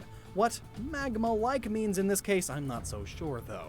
Possibly like Slugma, I suppose. Heatran is primarily a Steel-type Pokemon that, due to its own intense heat, seems to be partially molten. And we all know why it's here, the molten part. Typically, boiling blood is not hot enough to melt steel. I mean, even jet fuel can't do that. This Pokemon must be insane. Well, it does live in caves, lava tubes and such, and, well, Heatran seems to be more steel than fire. But it is still made primarily of superheated liquid metal. Well, parts of it. Otherwise, it would just be a puddle. A fire steel muck would be neat. Primal Groudon is pretty much the god of the ground. And who makes the ground you're on? Well, Groudon. But in the real world, it's not that far off. Volcanoes create hundreds of islands every century. Adding in the fire type to Groudon by going primal really finishes off the idea that it created the land. In fact, I may say that he should have had fire all along. I mean, it's red. Kid me thought it was fire for sure, but adult me understands that Primal Groudon was the one creating the ground. I also whereas did Groudon think now Groudon just was fire sort as of a rules kid. over the land. Much less creation these days. Alright, and the next category are Pokemon that are just based off of normal, plain old, everyday animals, but with a twist. Can you guess the twist? They can breathe fire, or are masters of fire moves. Flareon is one of the original evolutions, and, well, what can I say? It's fire type because Eevee needed a fire type. That's about it. Nothing fancy over here. Its origins are pretty weak. But don't write it off just yet. The Pokedex states that if it inhales deeply, that's a sign it's about to attack. Prepare to be hit by flames of over 3,000 degrees Fahrenheit. Other entries talk about its internal flame sac, which may help shed some light on how Pokemon are able to store their fuel. In fact, Flareon's internal sac actually ignites when it's agitated.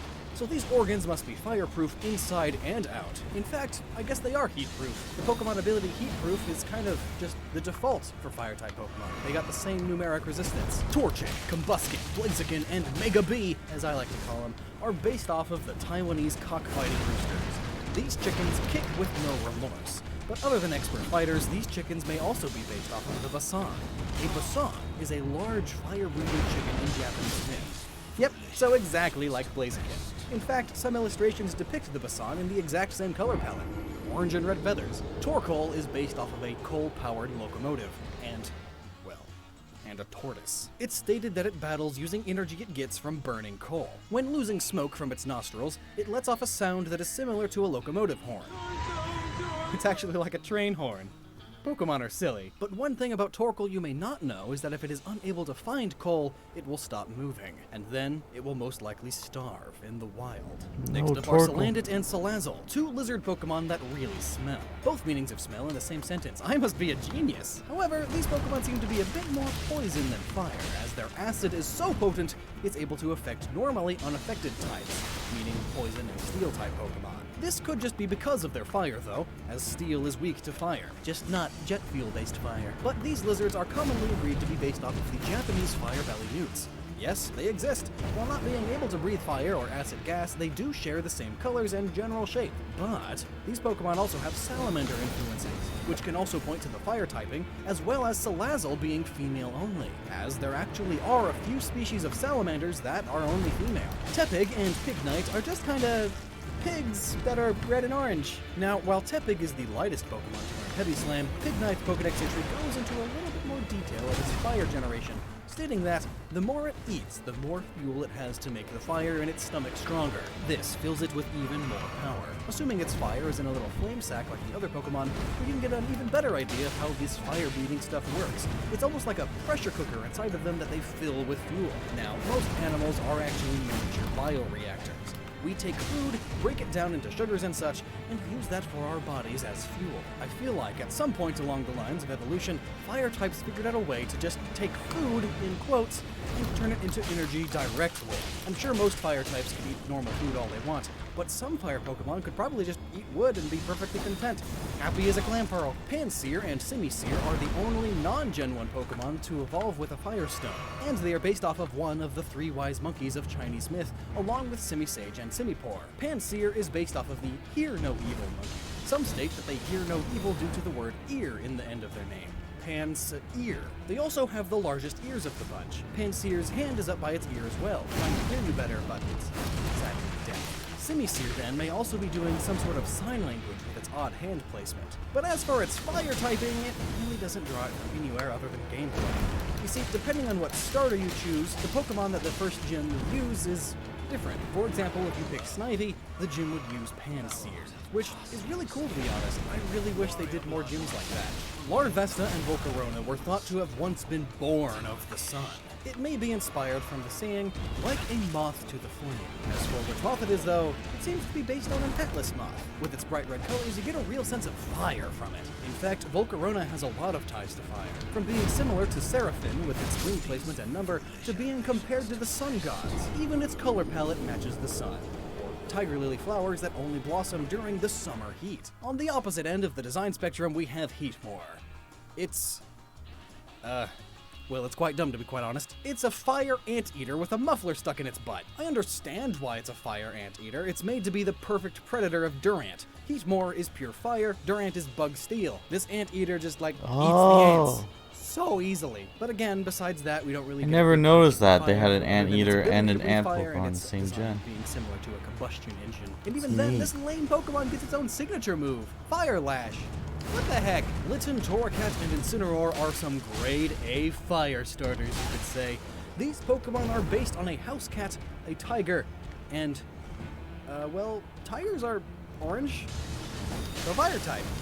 It's good enough for Game Freak. Good enough for me. But in actuality, Litten's dex entry states that it lights the hairballs it coughs up to create a fireball.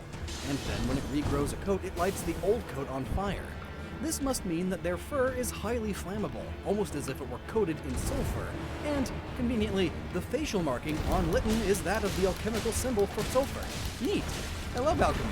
Maybe Incineroar is still fire type because of its fiery passion for fighting strong opponents.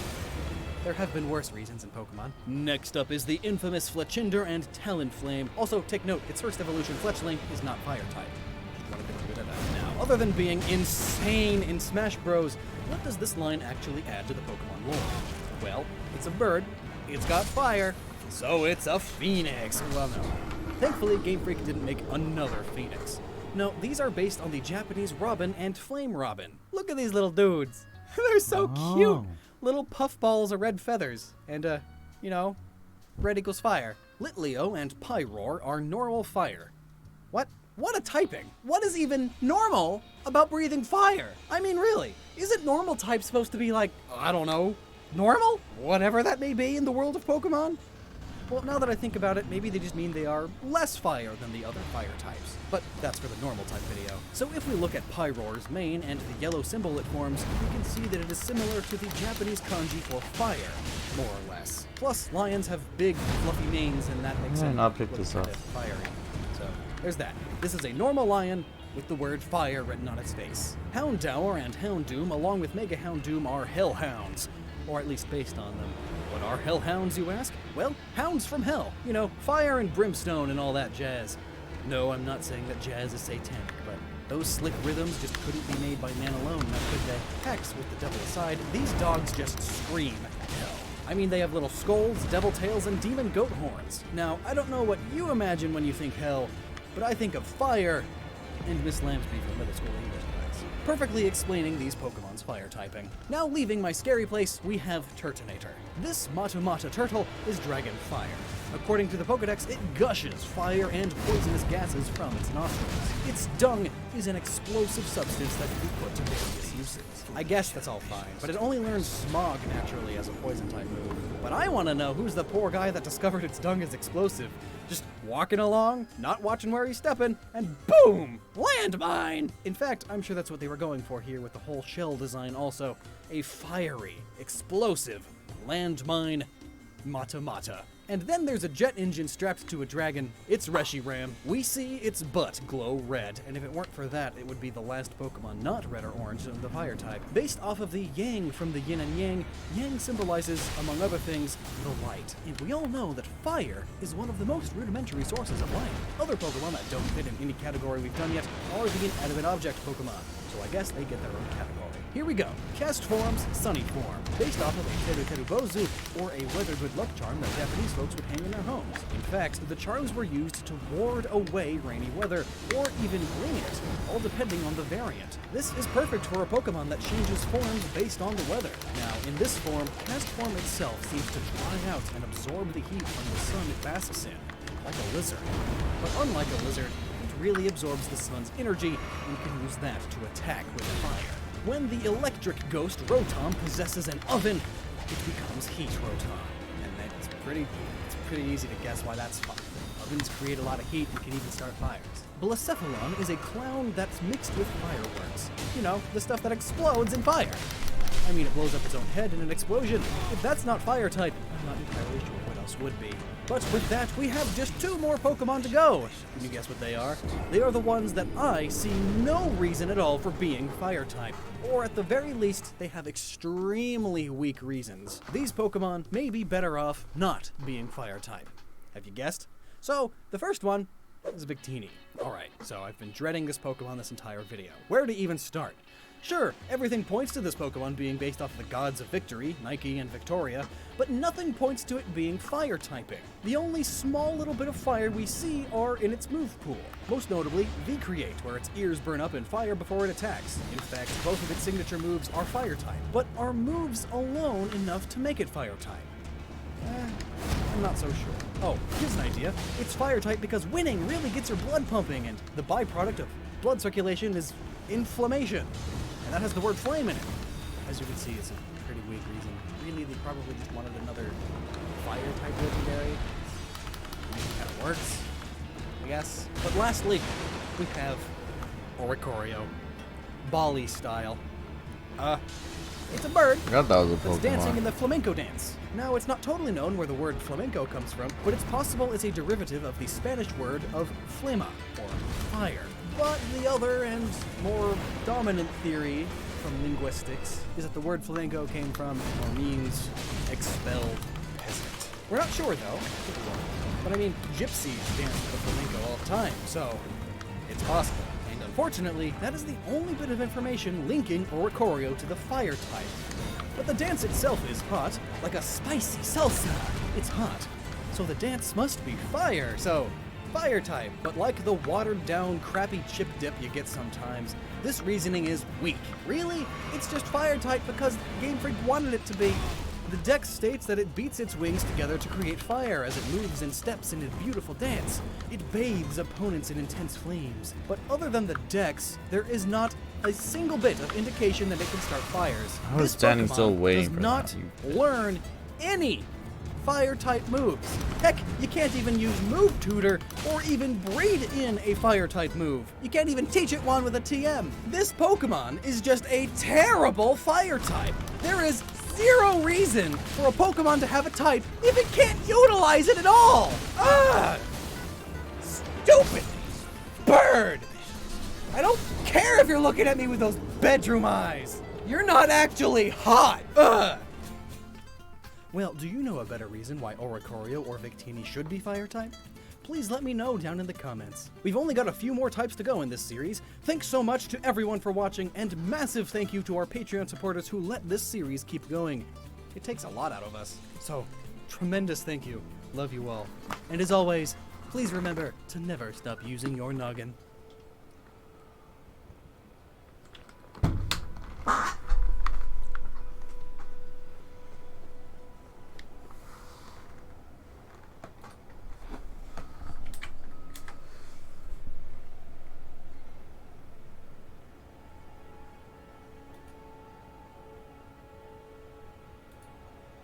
Not electric type, you say? As I have an obviously clickbait Pokemon like Pikachu on the thumbnail. Well, yeah, it got you to click, right? So it's not that bad. But truly, some of these Pokemon really should not be electric type.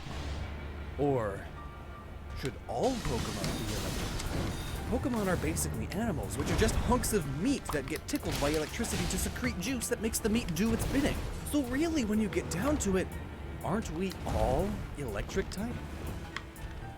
But we're not here to have an existential crisis. We are talking about the magical world of Pokemon, where a mouse could probably kill you. And oh boy, are there a lot of electric rodent Pokemon. It's like their mascot is one or something. And they had to make a bunch of failed clones to try and repeat Pikachu's success, but none of them worked, truly. Except for the one non-electric one. That one got popular. But if we take a quick That's glance at true. all of the electric types, Maybe he's the only Pikachu clone See? that got Gone. super popular, Now, and they it's not all even seem to fit electric. into the electric typing rather well, save Also one because it or looks two. like Pikachu. Which those are? We'll have to find out. Because overall, nearly every single electric type's Pokemon's origins and reasonings for being electric type can be explained. That's right, Game Freak really went all out with their mascot's typing. There are a few oddball ones, but hey, it wouldn't be Pokemon if everything was straightforward. So to add meat and substance to this video, I'm going to be categorizing if a Pokemon's electric typing is due to it being AC or DC. And no, we're not talking about what type of Australian rock band they are. We are talking about if they are utilizing an alternating current to the electricity or a direct current. And for all of you non-electricians out there, let me key you in on a few major points and differences between the two. AC, or alternating current, describes the flow of charge that changes direction periodically. As a result, the voltage also reverses along with the current. AC is used to deliver power to houses, office buildings, etc., and is used primarily at high voltages. Thus, less energy is lost in electrical power transmission. Higher voltages means lower currents, and lower currents means less heat generated in the power line due to resistance. So, it's much more efficient at long-distance transmission, essentially. DC, or direct current, is a lot more straightforward. Instead of oscillating like AC, the voltage charge is constant, meaning it does not change. Imagine a tank of water with a hose. The tank can only push water one way, out the hose. And similar to our DC producing batteries, once the tank is empty, water no longer flows through the pipes. DC has many more uses than AC because of its constant voltage. Fortunately, though, it is rather hard to have it travel long distances. And, unfortunately, this is a Pokemon video, not a Thomas Edison versus Tesla discussion. So let's get back to the Why is it Pokemon hiding? right after the intro.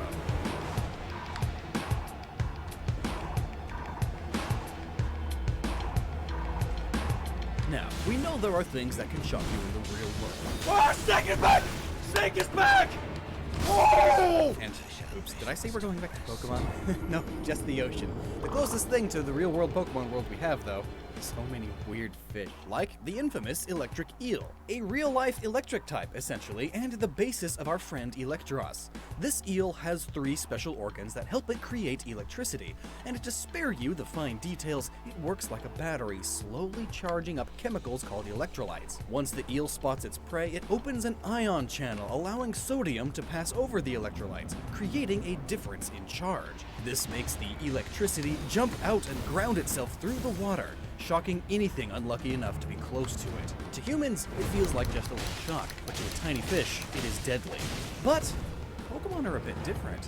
They seem to be able to create vast amounts of power and then almost choose where and when it discharges. So either they are really good at aiming the unaimable, or they are actually able to manipulate the path of energy. It's like they're magic or something. So, we're going to categorize these Pokemon into groups like normal, and first up are the AC Pokemon. At first we thought there were going to be more of them, but it turns out there's just a few, and all of the rest are DC. So yeah, AC category first, and then we'll split DC up even more. You see, AC, like we talked about earlier, alternates, normally via some sort of mechanism. A loop of wire is spun inside of a magnetic field, which induces a current along the wire. The rotation of the wire can come from any number of means: a wind turbine, a steam turbine, flowing water, even Maxwell turning a big old crank. Because the wire spins and enters a different magnetic polarity periodically, the voltage and current alternates on the wire. Which brings us Doesn't to look why like so Yu-Gi-Oh. few Pokemon are AC. Most Pokemon don't have literal Yeah, it is. generators on them, It's got but fuck. fortunately some do, or are based off of how generators work. In this category of AC Pokemon, we have Zekrom, Rotom, Magnemite, Magneton, Magnezone, Xurkitree, and maybe even Voltorb and Electrode. The strongest candidate, Zekrom, literally has a generator for a butt. It literally is an electric motor that spins, so for sure, it's AC. Also, being the Pokemon of Ideals works well. Ideals are constantly changing and adapting as time goes on. It's like an alternating current. Whereas Zekrom's counter, Reshiram, is the Pokemon of Truth, a fire type, because the truth always stays constant, burns, yet is always there and purified. Next is Rotom, a ghost able to possess motors, hence its name being motor, but backwards. Almost all of the appliances they are able to possess either run off of AC or have AC-like motors. The only one that's a little iffy is Rotom, but there are electric mowers that run off of a cord, so I guess that one still works. Basically, Rotom is electric because he is the machine spirit of the Pokemon world the Emperor protects. Next is the Magnemite line. It's definitely based off of magnets and the electrical currents created using magnets, making it electric type, and its source of energy is similar to AC generation. As explained earlier, power can be created by passing a magnet across a wire. In fact, most power production in the world is based off of this simple mechanic. What am I listening I'm not to? saying that Magnemite for sure Well, has I a got generator bored inside of fighting it, this boss in but we also don't know if silence. it doesn't. And at the very least, it seems to create power via I'm magnets, listening which are to every inherently alternating Pokemon type due to the rotation or of every the electric engine. And these Pokemon magnets do spin type after all. Then we get to the reasoning Ultra Beast explained. circuitry, based off of power lines and a tree, I guess. This Ultra Beast is said to shock everything and everyone around it. And much like real-life power lines, There's this a lot of Pokemon lore may behind have it. high-voltage AC power, as almost all power lines are. As for Voltorb and Electrode, interestingly enough, these Pokemon could be AC or DC. There simply isn't enough data pointing us in any direction. They could be AC, as they appear to be somewhat man-made and are often used in power plants, but being used in power plants doesn't necessarily mean they are AC. Neither does them being man-made, so really we just don't know. They might have a little generator in there, they might not. And thus, they are a good segue into our next category, because that's it for the AC Pokemon. All of the rest of the electric-type Pokemon are DC. And yes, even the electric eels of our own world are using a direct current. Though obviously, leaving the categories at this would make this category massive. So let's break it up further. The next set of Pokemon are all DC, but they are also not necessarily given the electric type because of electricity directly per se. This next category is more or less Pokemon that have electrical powers, but they really shine somewhere else. I'm talking lighting. Not lightning, lighting. Get that N out of there. Light bulbs is what I'm talking about here. I'm talking the Shinx, Mareep, Blitzel, and Chinchou lines. All of these Pokemon are electric, but for different reasons than merely being able to shock things. Sure, all of them can, but their true power is in their bioluminescence. In the Pokemon world, light equals power, apparently. Except for Illumise and Volbeat. They didn't get invited to the party. All of these Pokemon aren't they can generate electric? electricity, sure. I mean, that's why they are electric type and not light type, which I seriously hope they never add that other type. The Shinx line is a little odd, but super cute and then cool looking. They wind up becoming a dazzling Lynx. Luxray and Luxio are based on similar ideas. Even the first half of their name, Lux, means light in Latin, and Lynx are known for their gleaming bright eyes and terrific night vision after all. And you can see by their tufts of fur all over here that it's definitely a lynx, and not a lion. Ampharos is apparently able to be seen as a beacon, almost like a lighthouse at sea. And its previous evolutions also have bright bulbs on their butts. And the name points us to Egyptian kings, pharaohs, which are said to be the gods incarnated as humans. Gods with creation power, which is often associated with rolled. light. Chinchou and Lantern are based off of anglerfish who use wasn't their running. luminescent light to entice their prey closer. And remember, light generation equals electric. now you can type. poke with that thing now? Sometimes. Finally, Blitzel and Zebstrika are just edgy zebras. They are in this category because they seem to communicate by brightly flashing their mane, similarly to lightning bugs, except they are horses. And the next category are Pokemon that use electricity to enhance their speed. Trust me, there are more than you think. It's a classic Damn, he's swinging anime trope at 3 this things point. at once. Electricity means fast, and it makes some sense. Light is commonly seen as energy, thus What? electricity. and Why isn't it light is rolling? pretty fast. But did you know that the I electricity literally in our wires was is rolling much forward. closer to the speed of honey flowing down a 45-degree angle? But lightning is very fast, so I understand. And while all of these Pokemon can use electricity and store it, they really outpace the competition when it comes to speed. In this category, we have Electrike, See, Nectar, okay. Aurora, and Raikou. While they may Okay, also I need to have turn other off the categories and other fucking Pokemon lock that on fit when this that category happens. too. For some I feel reason, like the this is a angle really good way of makes it so organizing my the character UX doesn't flash. roll It's a Venn forward. diagram. So, much like Killua, Zoldyck's Godspeed ability, Oh, the what's it? Pokemon here bypass their own brain signal to their muscles by directly putting electrical signals into their muscles. bypassing their brain's otherwise slow response time. How that works, I will never know. Electrike's Pokedex entry even states that this Pokemon stimulates its leg muscles with electric charges. These jolts of power give its legs explosive acceleration performance. Another entry of Manectric, its evolved form, states that it eases its soreness with electricity too, so it can recover quickly as well, which has been shown to be true even in us humans. Electrical stimulation therapy exists and helps to a degree against soreness and inflammation in large muscle groups. Also, bonus fact, Manectric may be based on the Raiju, a lightning spirit that takes the form of a wolf. Also, its mouth looks like an alligator clip, which are used to attach electrical cabling. And now we have an excuse to have an electric alligator Pokemon, and I want that desperately. Then we have the legendary Raikou, which is stated to be able to run as fast as lightning, which, let me say, is very fast. Like, lightning fast. Roughly 750 miles per hour fast. And based on the name, it has origins in the Japanese god of lightning. Zeraora is also capable of running as fast as lightning, and electricity sparks off of it as it does so. This thing is supercharged to the max, though I guess you kind of have to be when you're constantly running from artists. The next category of Pokemon are thieves, or are known to steal power. While they may also be able to create their own electricity, these Pokemon seem to more so absorb it from their surrounding sources, much like having a rechargeable battery in their bodies rather than having an organ that can generate it. Elekid, Electabuzz, and Electivire can be seen hanging around power plants like many other Pokemon in this category. Previously, they were thought to cause blackouts, but Electabuzz has now been freed from this claim as of the Sun and Moon Pokedex entries. It turns out the cause of these outages was more often an error on the part of the electric company, whereas before it was believed these Pokemon just gobbled up all the power at power stations. See, like, he's top me there, so I don't know why I can roll forward there, but not when he's got the hammer for some reason. Joltik is a little jumping spider with tick elements that leeches jolts or energy instead of blood from its hosts, while Galvantula uses power line-like webs to shock and ensnare Pokemon. Also, fun fact, Galvantula's name comes from tarantula and galvanism, which is the act of contracting muscles using an electrical current. Essentially what the speed category Pokemon did.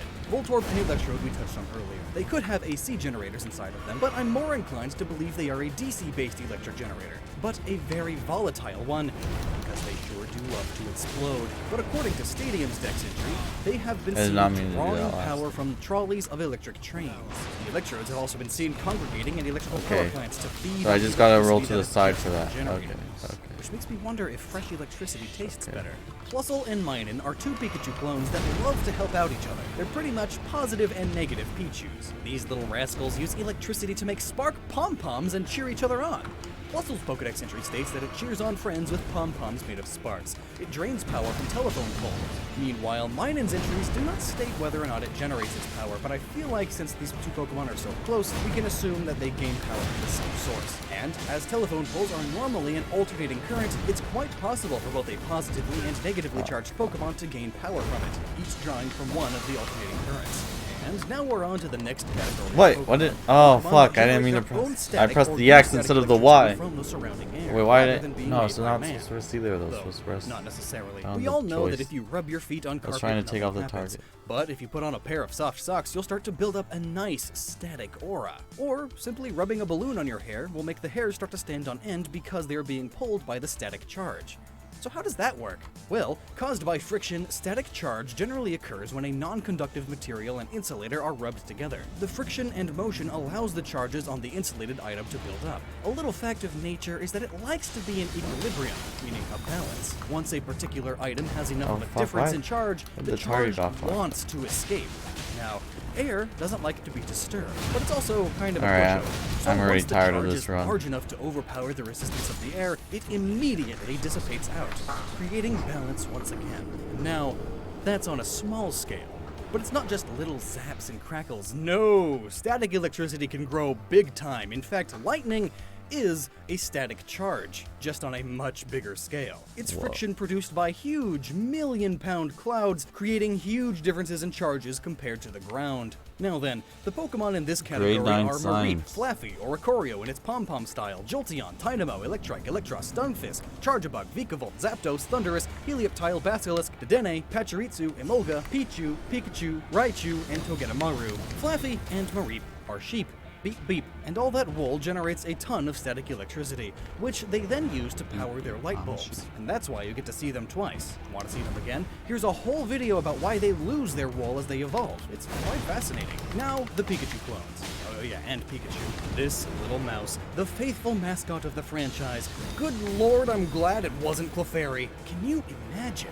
These small mice are able to generate Pokemon would have electricity died as if they Clefairy sleep, was not. possibly just absorbing the residual static around it and then amplifying it. As the Pokedex entry states that while sleeping, it generates electricity in the sacs in its cheeks. If it's not getting enough sleep, it will be able to only use weak electricity. And it's stated that if you touch their little cheeks, you'll get a nasty shock. All of which makes these pouches quite similar across most other Pikachu clones. Emolga and Pachirisu are both electric squirrels that also share these cheek pouches, although they seem to use the electricity differently. Emolga uses it to help it fly and glide across the sky, and Pachirisu likes to store it in trees.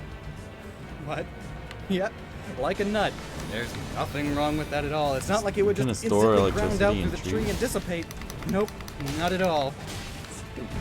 Stupid squirrel. Other clones include Dedenne, which is a tiny Well, that was Pikachu just with a antennas in its misplay. cheeks, helping it both absorb and dissipate electricity, and Togedemaru, the lightning rod, who loves to steal that was electricity from supposed other to do. Pokemon due to its trying to underdeveloped experiment with ability some to of the produce its own different electricity. attacks. And finally, leaving the Pikachus, next is Oricorio, Pom-Pom style. These fast-moving little burbs are super cute. Based off of the dancing style of cheerleaders, this high-energy dance really captures the essence of speed. Also, rubbing together pom-poms in What, this didn't way you just creates shit a on the good other deal of static Oricorio for, electricity. like, Jolteon's method of electric generation it's- is odd. Out of all of the Did ways to for get the fire electricity, type not Jolteon working chooses just the because slow route it's a of just salsa dancer, but this one absorbing is the okay. charge.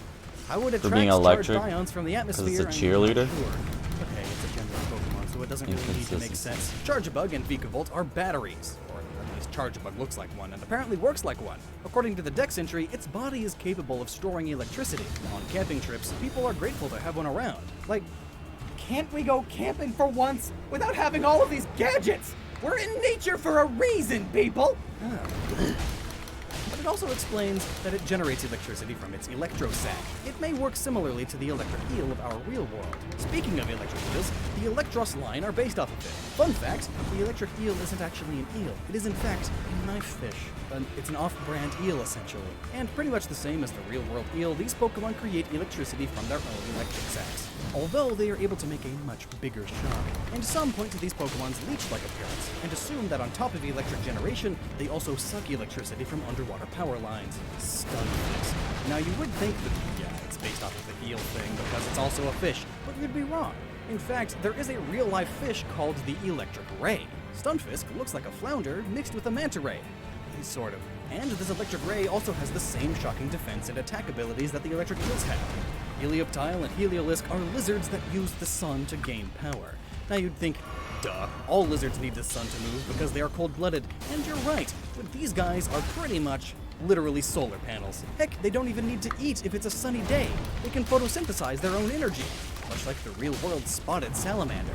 Thundurus is basically Raijin, the Japanese god of lightning, when you look at it, and thus it is the Pokemon equivalent to an elemental deity, the god or guardian of thunder and lightning. Now, that being said, it is also very similar to Zapdos. They both control lightning, possibly gaining this power by flying through clouds, creating huge amounts of static electricity on themselves. Or, they just absorb the static from the clouds, giving them huge amounts of power that they can use at their own leisure. And now we reach the final category. Other, I suppose. Here we have the Alolan Geodude line and Tapu Koko. The Alolan Geodude line. I really need a longer seem to be sword. magnetically I need a charged. thing that Now, can you can poke like take that. any ordinary metal and magnetize it in a few ways. One is striking it with another strong magnet or metal, giving or taking charge away from the first one. Other ways include running a current through the metal. This gives the object a magnetic field. Geodude and Graveler just seem to have charged metallic rocks inside and on their rocky body.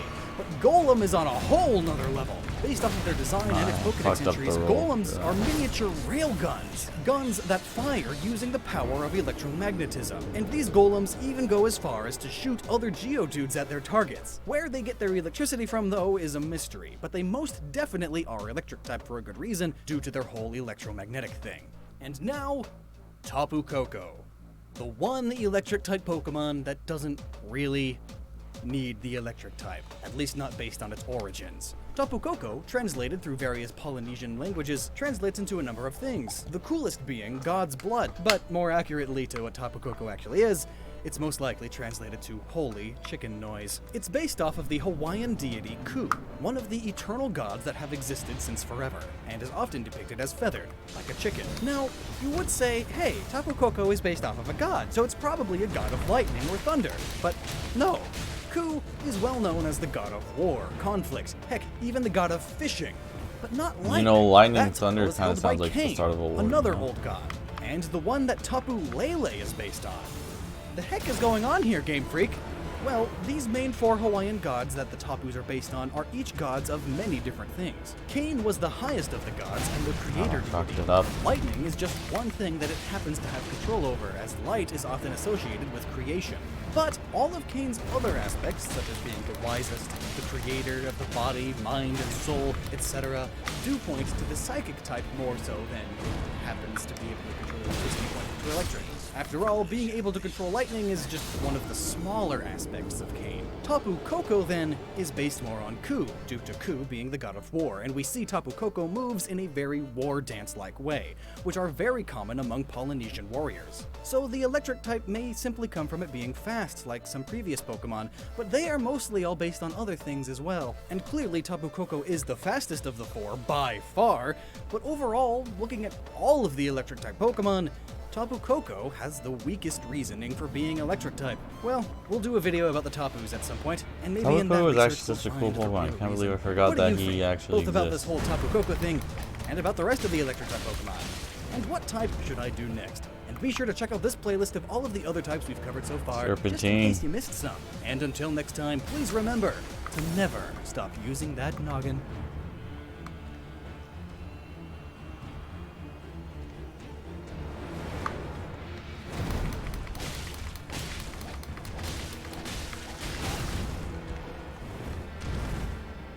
Oh, I just realized I should do a picture-picture when I watch videos.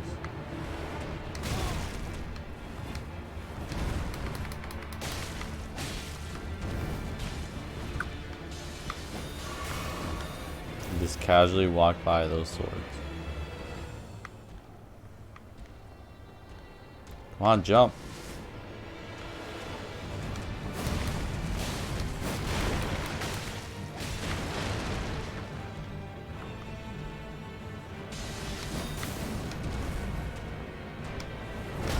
I need to be more patient with that one.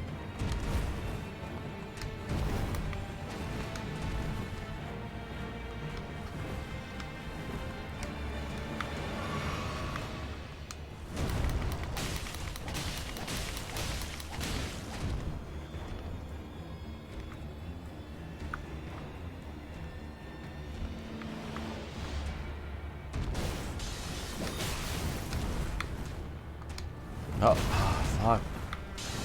I never realized that's the one it's doing until he does it. What? Guess it was slightly off for that one. Alright. What have I not seen?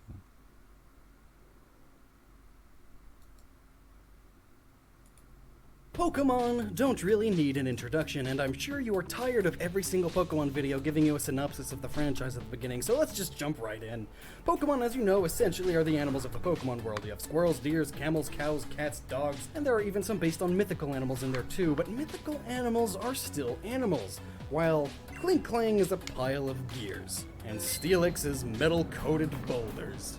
Odd. In fact, the whole Steel type, or Metal type in the card game, lineup of Pokemon seems strange. Call it metal in the card Steel game? isn't found anywhere in nature. It's a man-made thing. So where would so many Pokemon get steel coating and parts? Oh my god. Well, Right from what the if back. on this Pokemon it isn't actually steel? What if it's not steel, then what type of metal is it? For each Pokemon individually, that is. And that is exactly what this video is about. What type of metal specifically are each of the steel type Pokemon? Because they can't all be steel, clearly.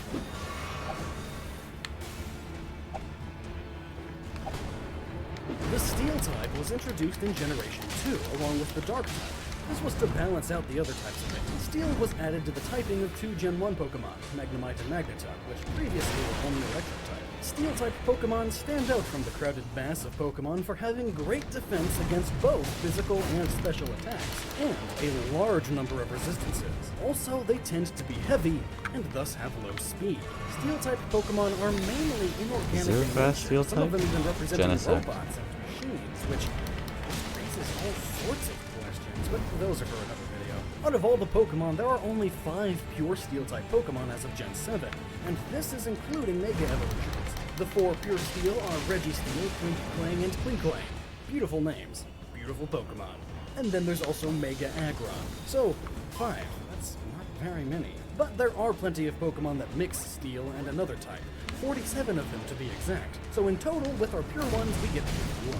So first, let's break these down into categories. For the first category, we're going to look at Pokemon that eat rocks or metal and then use the minerals they ingest to create its hard metal shell. Here we get the Aaron line and the Ferroseed. Okay, you can't do that right after you stick your thing into the ground. Named Bulgasari, a creature that eats metal and then grows inside, covering itself in the metal that it has ingested. Being that the Aaron line eats rocks, perhaps common rocky metal specifically, and that its name is Aaron, which pulls from the iron, it is made very clear that this line is made of mostly iron or similar top-level metals. Okay, I thought you were gonna bring out your Aaron, hammer. they can Guess eat I any wasn't metal they that can get far a hold enough of, yet. even going as far as to eat train Alright, crashes, last because try. that's what the Pokemon world needs. More train crashes. Thanks, Aaron. Oh, no problem. But the combination of eating rocks and metal could be why they have rockier bottoms and insides and a more steel-like top shell. Steel, after all, is iron and carbon. This would explain the rock steel typing too. And when Aggron Mega evolves, it loses the rock typing to become pure steel. And looking at it, yeah, now it has an all-steel shell, trading in all of the iron for more steel. The Ferroseed line is similar in appearance to a durian, a spiky fruit that tastes like lemongrass butt and bread. They are known to absorb the iron in the cave walls they stick to, forming bands around themselves to protect them from predators. Thus, both Ferroseed and Ferrothorn are covered in Why do you iron, just randomly especially decide given the to name, do a random since swing ferro sometimes? means to contain like, iron. Both of these am I supposed Pokemon to likely pay make their attention to your shells patterns? much like how You turtles just make their keep own switching shells, it up. an extension of their bones. Bones Like, are made like, up what of is organic this? and What is this shit? inorganic pieces. In this instance, we are going to say their bones are inorganic, or at least the minerals the Pokemon ingest are inorganic, so therefore they are made from inorganic parts. Human bones are made up of collagen and hydroxyapatite, hydroxyapatite, Hydroxapatite. this word, which is a form of calcium. Quick fact, calcium is technically a metal, so we do have metal skeletons. Way more on that here, a video about what life would be Okay, like wait, if you what? woke up one day with a Wolverine skeleton. It's pretty cool, check it out. So are humans in the Pokemon world part steel type too? Yeah, we're probably just all normal type, just simple, boring normal type. So uninteresting and uninspiring. Metallica said we all have just like iron in our normal-type bodies. Pokemon. Next are the steel-type Pokemon that wear metal as armor or for tools. It's not explained fully as to where they get the metal. Some possibly find the metal and slowly form it to their needs, or they have stolen the items from other Pokemon that create metal. In this Alright. group, we have Trash Coach Wormadam, Excadrill, Empoleon, Escavalier, Poniard, Bioshock, Fortress, Steelix, Mega Steelix, Scizor, Dialga, and Genesect. First, let's look at Wormadam, a bagworm Pokemon. Bagworms at birth create a small bag that they hide in, and they cover it with local plant pieces, or really anything that they think will be sufficient camouflage. The Trash Coat is what Wormadams in the city wear, and it looks like it is made up of insulation or fiberglass that was thrown into the garbage. This may not be metal, but fiberglass is quite strong for its size. Fiberglass can actually be stronger than sheet metal, along with the benefits jump. of not rusting. And now is a really good time Just to cover keep something jumping that I at think me, more man. Pokemon Just fans keep really doing need to that. understand. Being a certain type of Pokemon doesn't mean that the Pokemon is that thing. Like how in this video, Steel-type Pokemon aren't necessarily made of steel exactly, specifically steel. No, they're not. They just have steel-like properties. Much like how not all Ghost-type Pokemon are actually ghosts. They just have ghost-like properties. That's what I've been saying. Wormadam's Trash Coat doesn't have to actually be metal just because it's steel type. It just has to be hard enough, Alright, there's hard the as hammer. steel, so to speak. And thus, being like steel makes them steel type. This logic also covers Fortress, another bagworm Pokemon, whose Pokedex entries state that it has a steel hard shell. I really hate that attack. I really hate that one too. That one I don't mind as much, but it still got me. Then again, that it's just hard as steel. Alright, next time we'll get him. Mission failed. We'll get him next time. Moving on now. Escavalier Where the hell is did a my bug cursor go? combo, which really only has a weakness to fire. This Pokemon gains its armor from a fellow bug named Shelmet. This armor is reminiscent of Calvary's armor plating down to the lance weapons, and that also explains the name. This armor back in the day was made of some decent...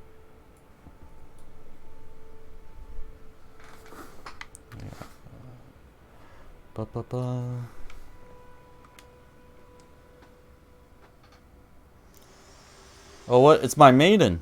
What are you doing here now? Forgive me. Forgive me, I've been testing you. Testing you to see whether or not grace truly does guide you, and whether you are fit to face the challenge that entails. If I died too many times, do you give up on me? My worries were unfounded. Torrent had your measure from the very start, whereas I merely pretended. There is but one other thing I can do to offer you guidance. I can take you to the Round Table Hold, gathering place of tarnished champions, guided by grace. This seems kind of random, but I'll do it. Very well. Let my hand rest upon you for but a moment. I did say I wanted to see her, so I can't reject that now. I guess I'll get those 1,600 souls elsewhere. Wow.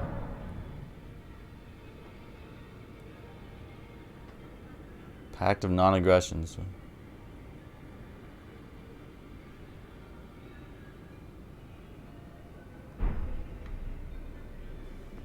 Wow, I must be pretty special to be up here. The Table of Lost Grace. Oh, what the fuck?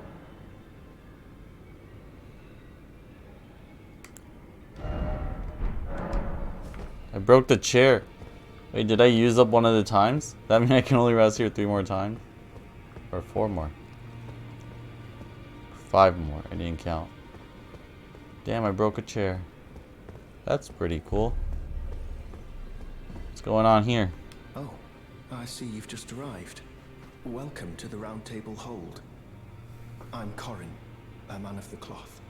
I teach incantations, the strength granted us by the Two Fingers, and explore the secrets of the Golden Order. Not the Golden Order. Day, if a tarnished of the Round Table Hold should become Elden Lord, I might counsel them, ensuring order regains its proper form, righting rule over men.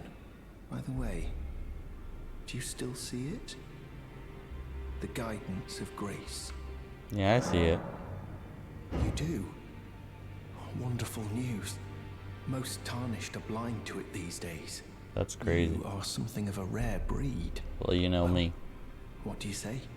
Care to learn an incantation of the Two Fingers? Well, why not? Oh, I gotta pay for this? Oh, so it's just a business now. May the Golden Order shine through you. Yeah, I will. What do you do? Ah, hello. You must be new here. Well, just call me Dialos. The honor of one's house holds little import in these lands. By the way, have you met a young woman named Lanya on your travels? She's my servant, but fickle as the wind. Take your eyes off her for but a moment and she's good as gone. If you find her, please be sure to tell me. I don't know, I guess I... Be sure to tell me if you meet a young woman. She's a servant. She's been my companion. I've lost count of the number of times I've... Honestly. Little tomboy.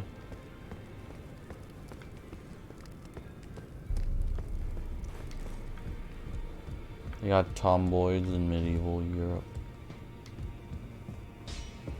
Hey, can you make my weapons good? You're a new face. No matter. It's all the same. Strengthen my armament. Wow, I really have no money?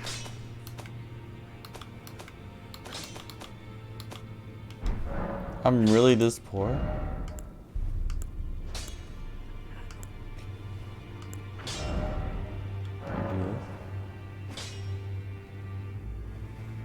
They're both the same.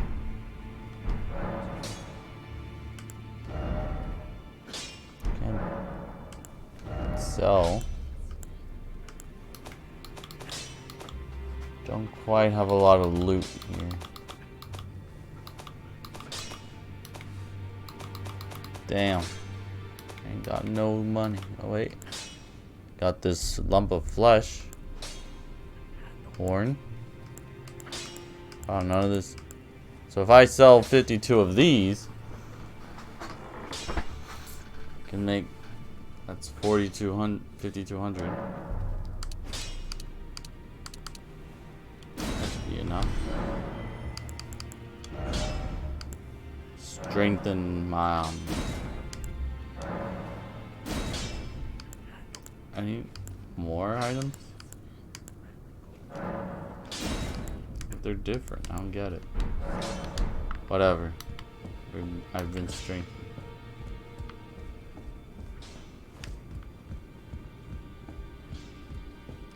Who are you? Greetings, great champion called by grace.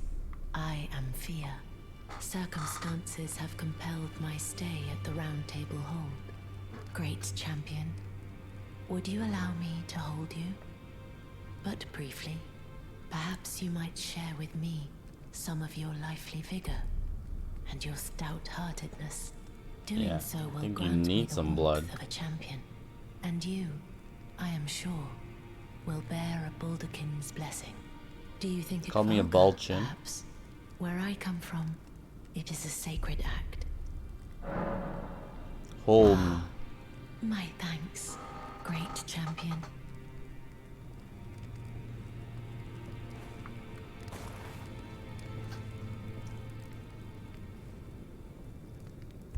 Oh, what a hug. You are very warm. Oh. What you felt light up inside you was a Baldakin's blessing. Though it is but a fleeting thing, I am afraid. Come back to me, should you require another. I will take you in my arms as often as you need. Well, I trade a debuff to get a virtual hug. I think that's pretty worth.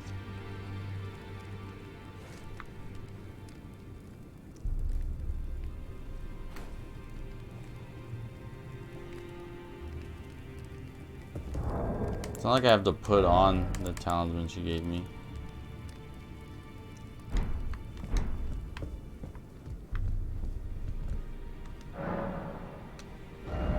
Cosmetics. Oh, so I can just change.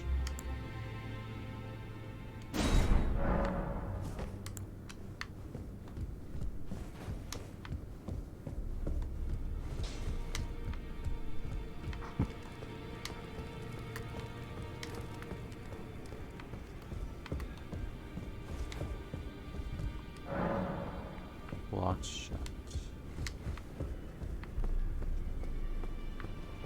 Is that all the rooms that there are here?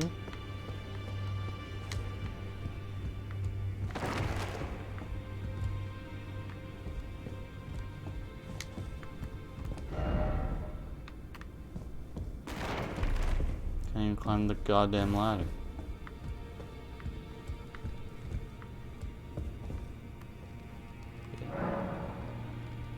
Main Huss. Oh wow. How am I so poor? Where am I supposed to get all this money from? I guess I gotta pick up some more materials.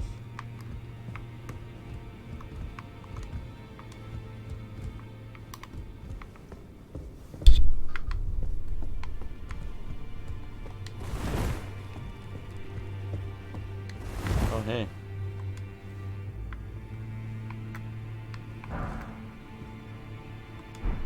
Oh, just copy his pose.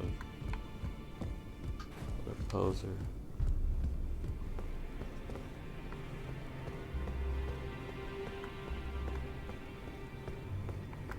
Oh, my soul's my money?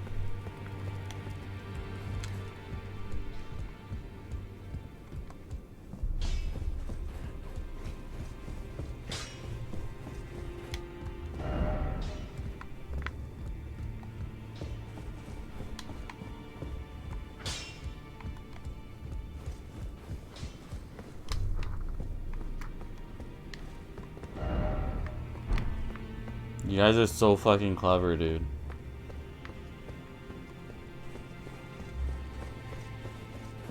I see some fog here. I can't go. How do I go back? Do I just need to travel to that Grace?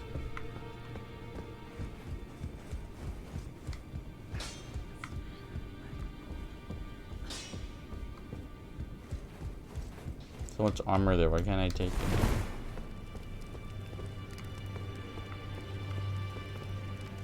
Oh, this is a rare occasion. I can't remember the last time a new tarnished made. Very well. It is safe here. Well, thank you. But how do I leave?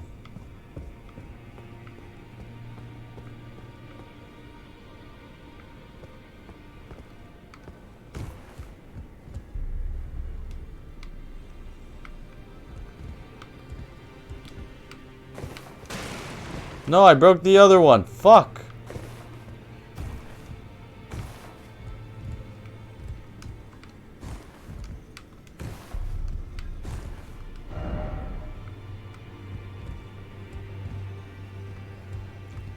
Okay, these Dark Soul messages really aren't creative anymore. I'm tired of it. Kind of cringe.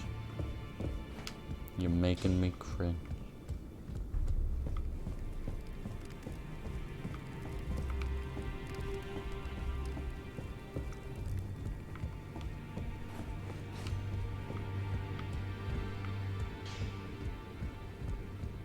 So I have to fast travel out of here? Table of the Lost Grace.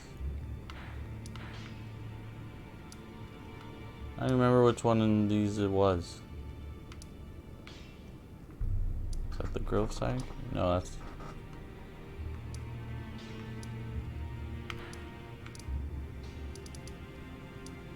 It's probably over here. Oh yeah, I see my soul, so it has to be this one. Alright, cool. Cool.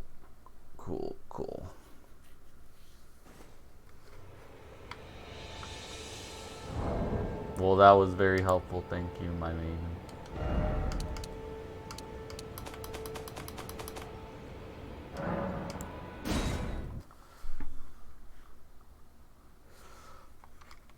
I'm not paying Santa a quit visit because that's what you told me to do.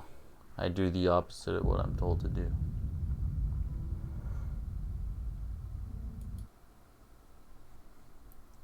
Let's see. Is this started now?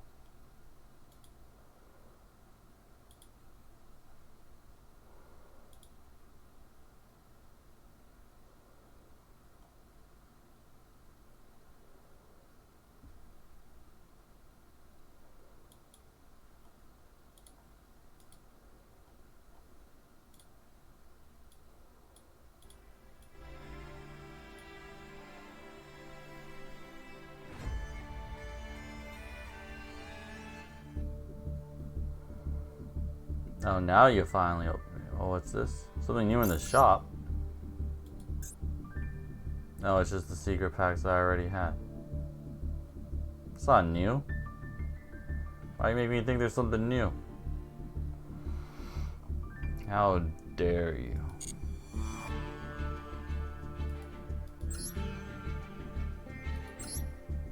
A little late, aren't we? We'll start at 9.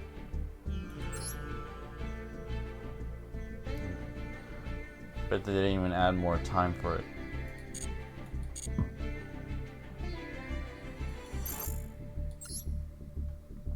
Why is this thing still here? Is there something else I missed?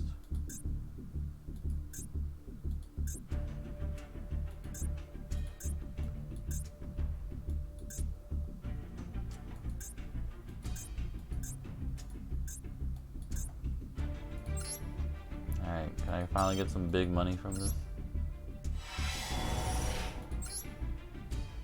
No. From this? No.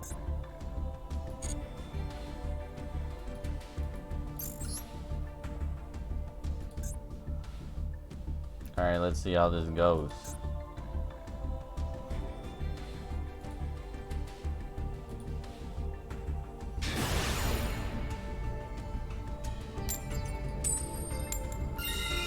Alright, I'm gonna set up a huge board, man. It's gonna be great.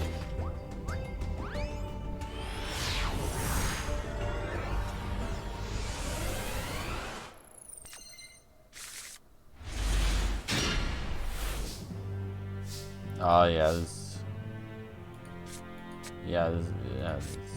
is great. I should just make like an anti-synchro deck with just a bunch of hand traps. I don't think I literally can do anything with this.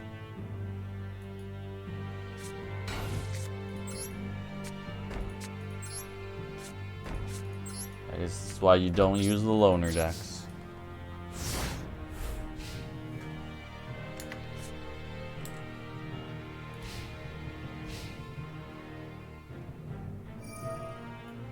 You mean Emancipator? Yeah, that's probably a better idea. I have an Emancipator deck. I could just make one.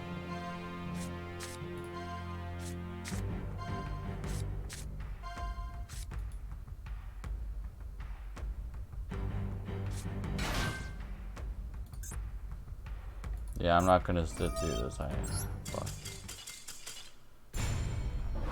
Let's try this one more time.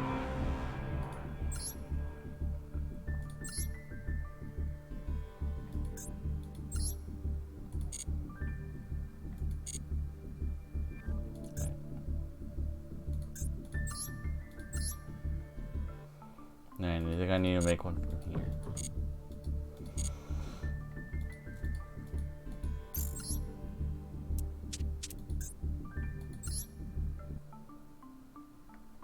Oh wait, I should just... Okay, let's make...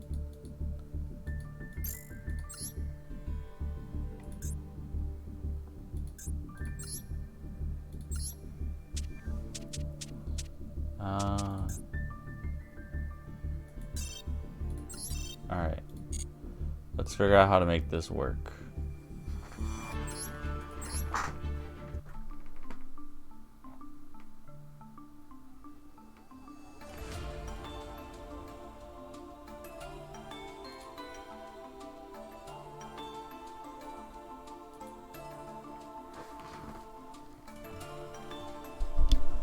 Oh, they took this out. Alright, fair enough. I can't even use it without Union Carrier. Let's see what synchro monsters I have.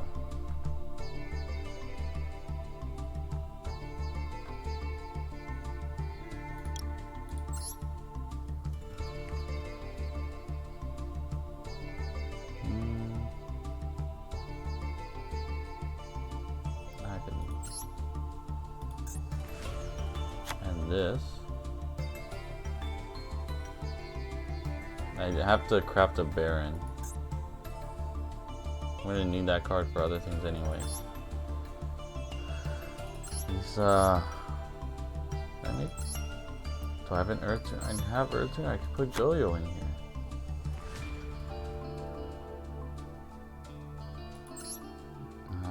Sure, why not this guy?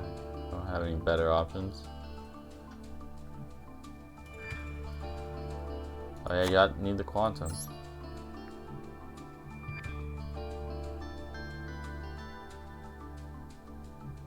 Can't really use this either without the fiber.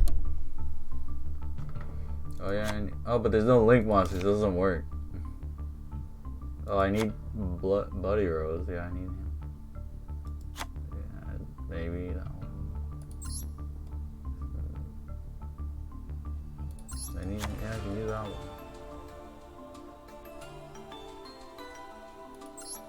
Yeah, I guess if there's something in the battle.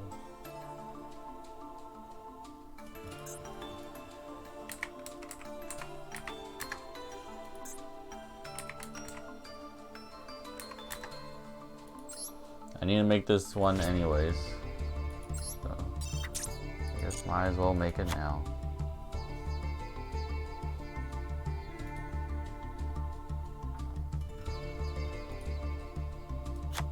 This one.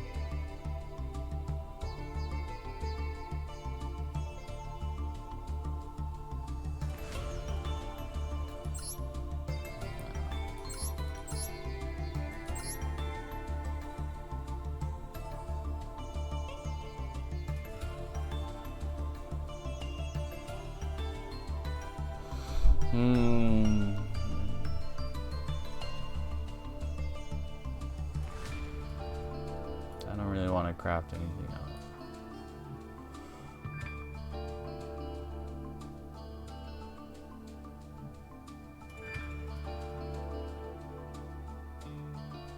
I can't really use prank kids in this either.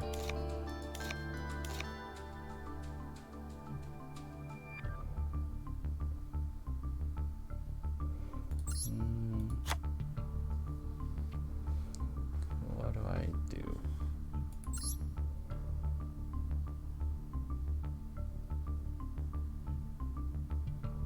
I guess this is good actually. I guess that does work out.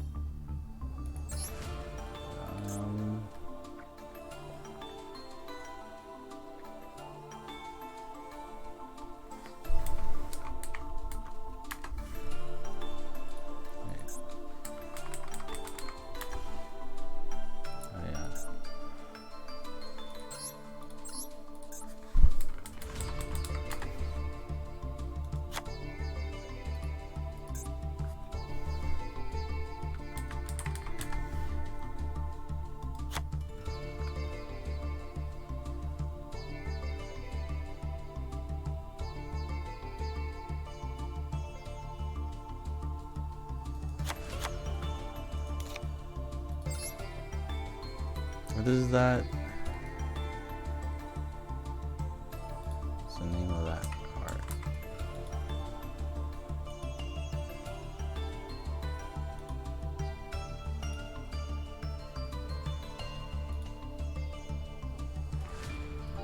Miracle Eruption.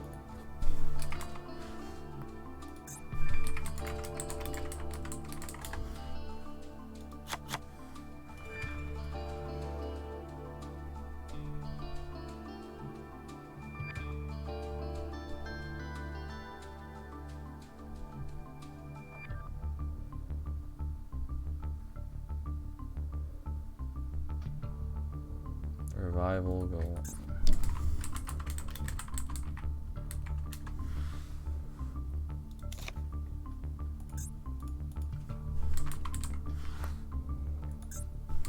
I hate how you can't like retype things here.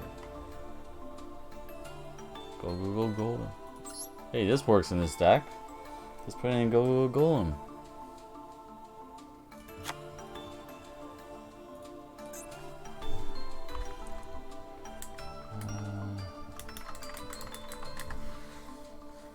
Let's just do a going second version, I guess.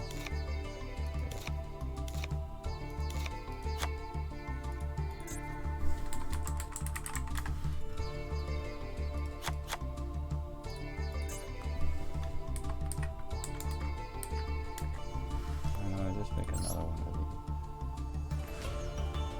these.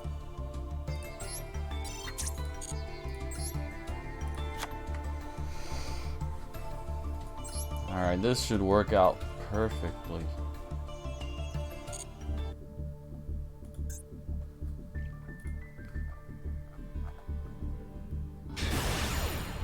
Oh, forbidden droplets, I should have put that in.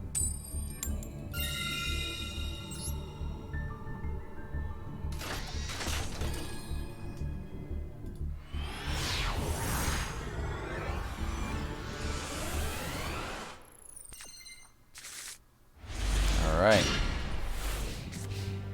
I got the beard. Oh, he doesn't even know.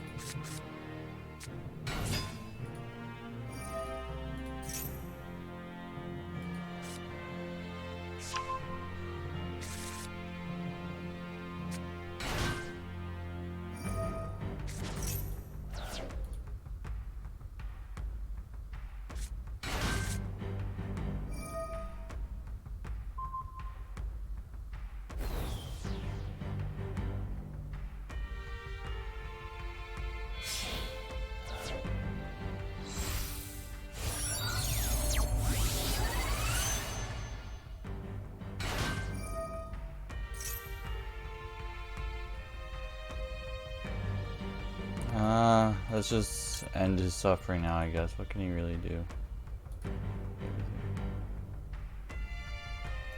Let's see.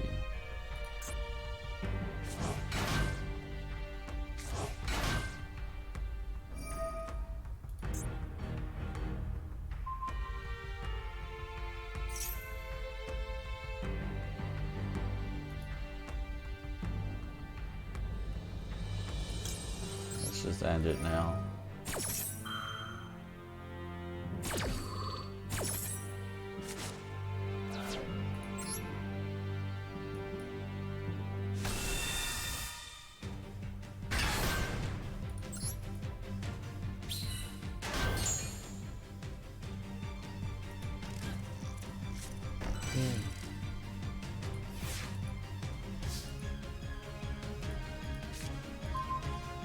Damn it, I drew the one card I was not supposed to.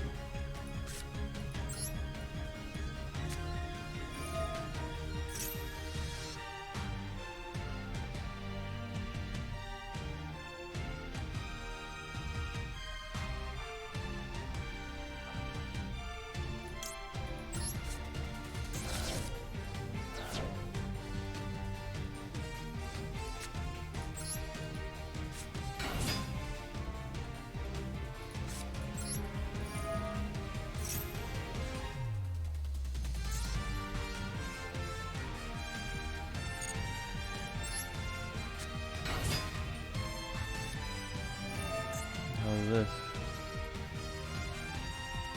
Oh.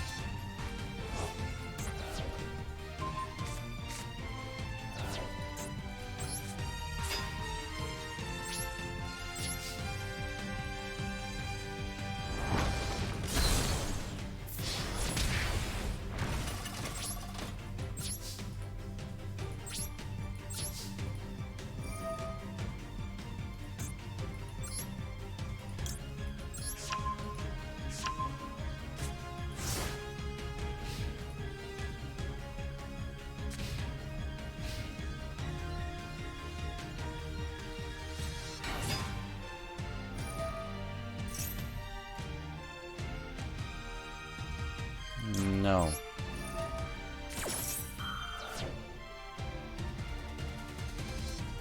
You have called by?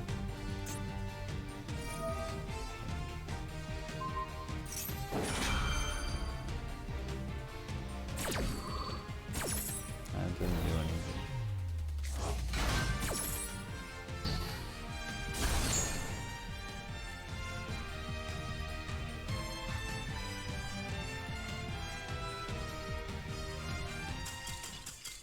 Easy.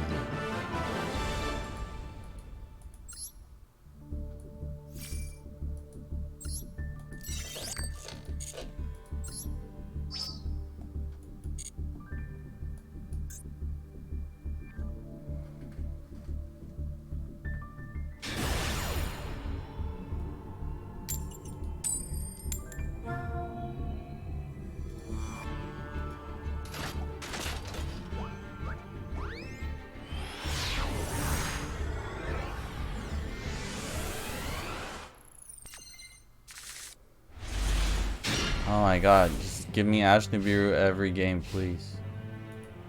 Let me just crush their spirits.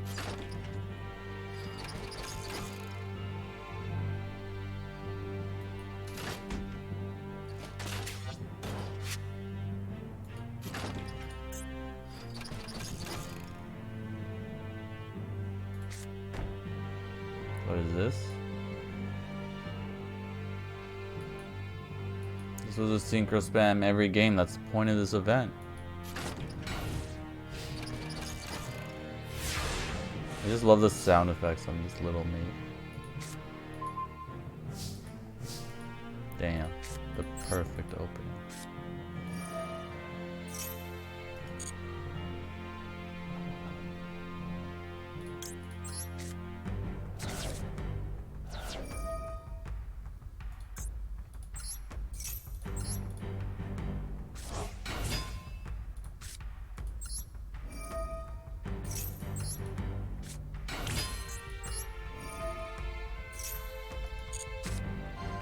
Oh my god, it's just too good.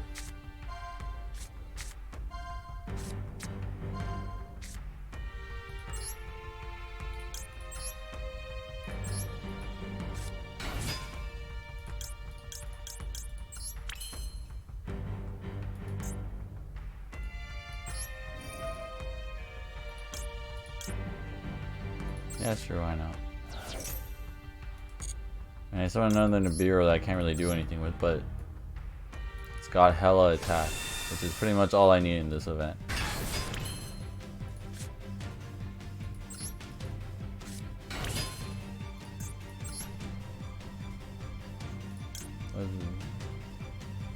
To your hand. I don't need to add to my hand. I need a summon.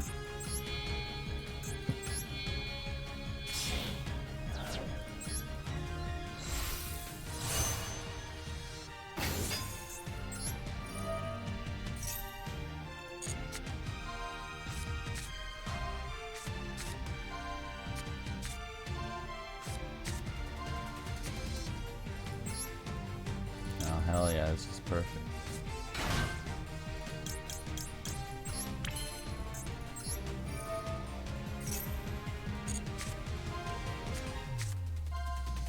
A little Madolce thing.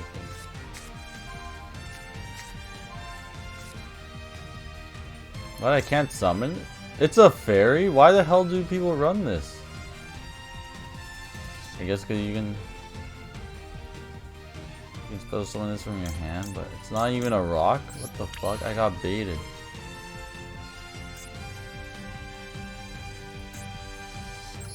I could summon a Baron right now. That might just win me the game. So I might as well do that.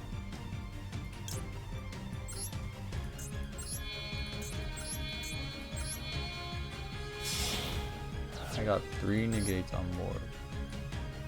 Oh wait, I could have done that with the block dragon. Oh, whoop. It's fine.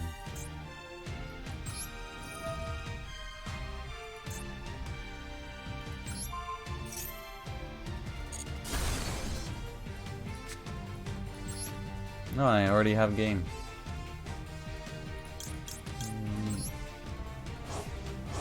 This thing's paying for itself already.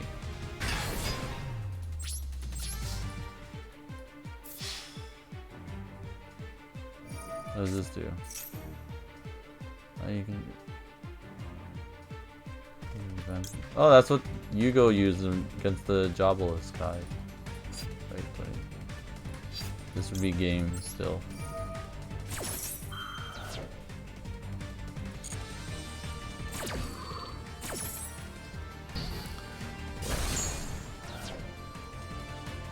Change to go to the final rewards. What, the synchro packs?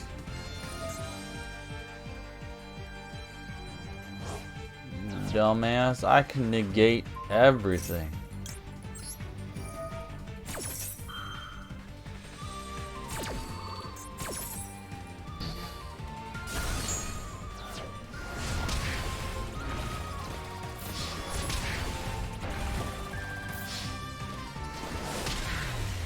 Didn't even know. In the title. Yeah, got some titles.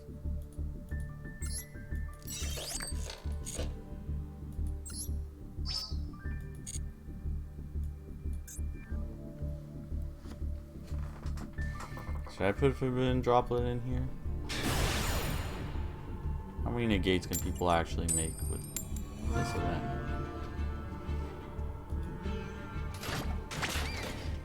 I just have to draw Nibiru every game. Maybe I should craft a third Nibiru. I don't know. A lone ash. Will this be enough?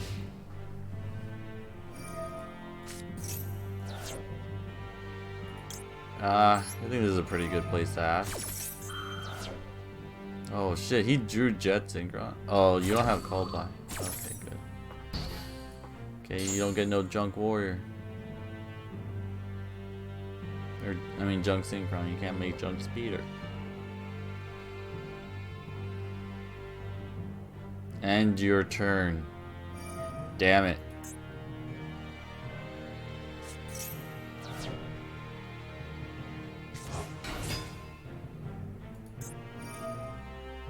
Oh no. He's going to make synchro plays. Oh, he's got... He can still make Junk Speeder. Fuck.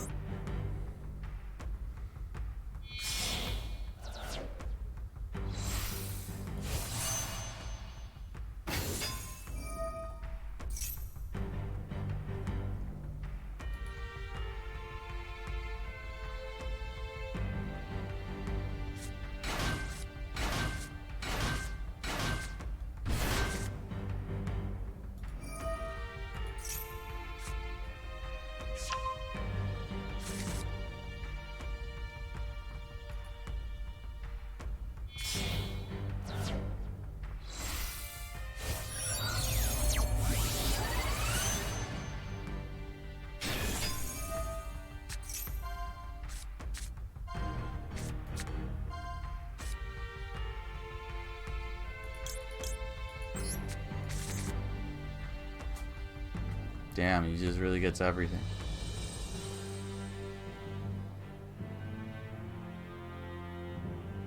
You can make a baron.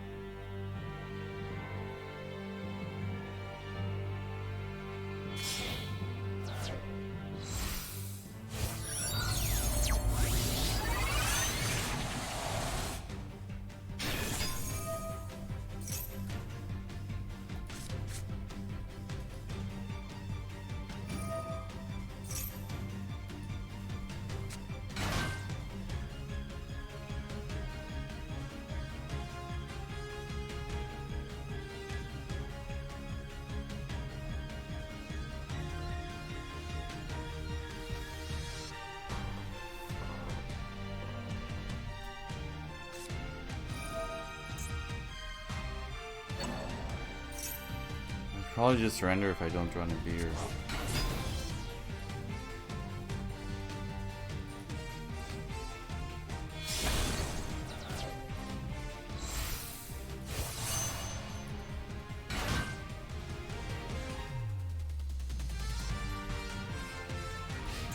Oh wait, he ended his turn. I was literally about to surrender, dude, if he just kept making plays. Oh, thank God.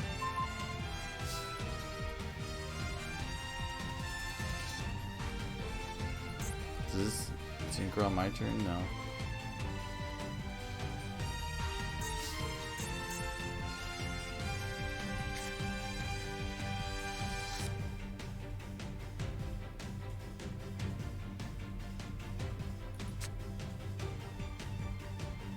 Alright, I see the plays.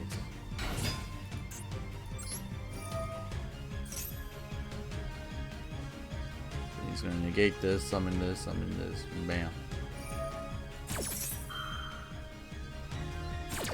Yeah. Right in the palm of my hand.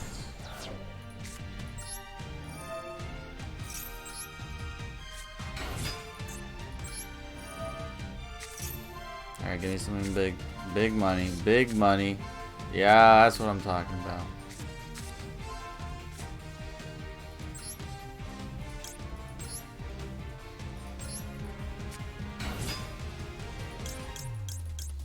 That's some big money.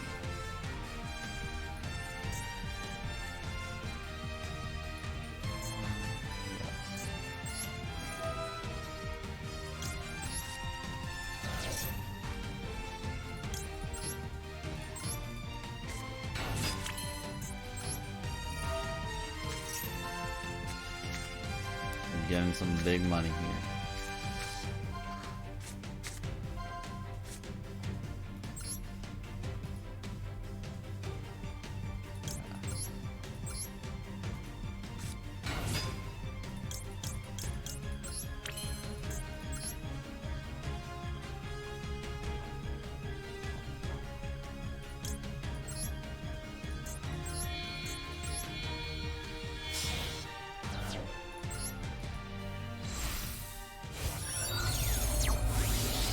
So short.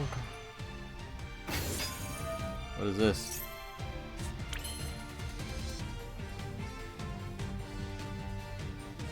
Oh. Hopefully he didn't just draw Nibiru. I have this monster negate, so it's fine.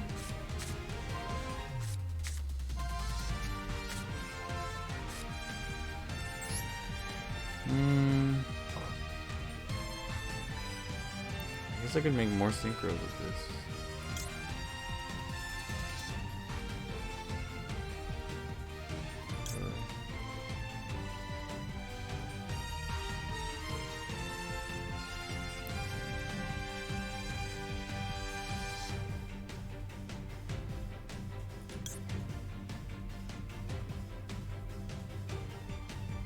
Oh, then I can. Oh, this guy's good then.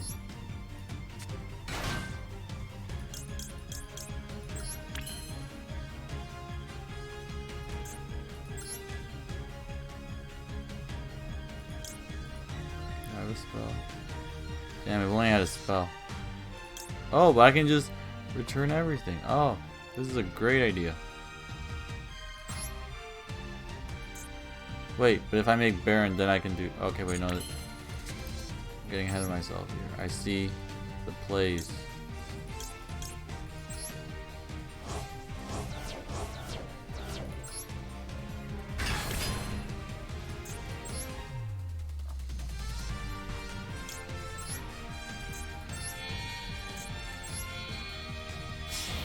I'm seeing the plays.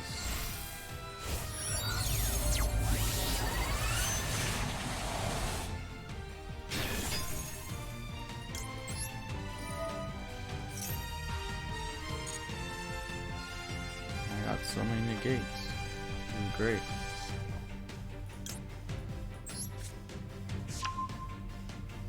I got more tuners. There'd be so many synchro plays. That man's bear is not a bad synchro deck.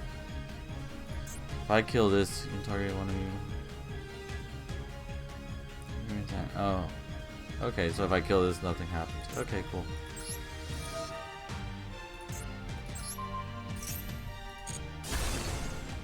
Goodbye.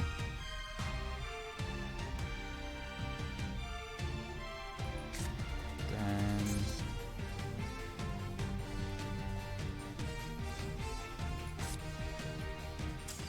Oh. You realize what was happening. At least let me do damage. Now it's 16. That's a lot. See how many missions I completed. Oh, 6.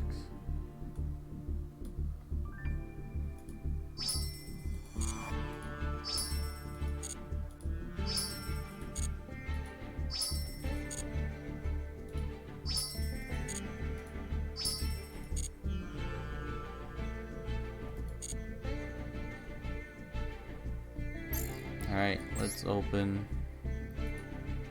this thingy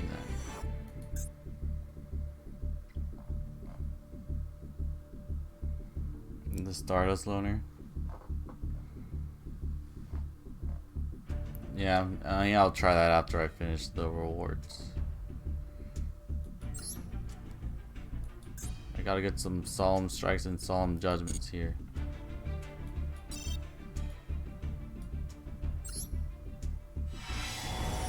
Oh my god, it's the ass.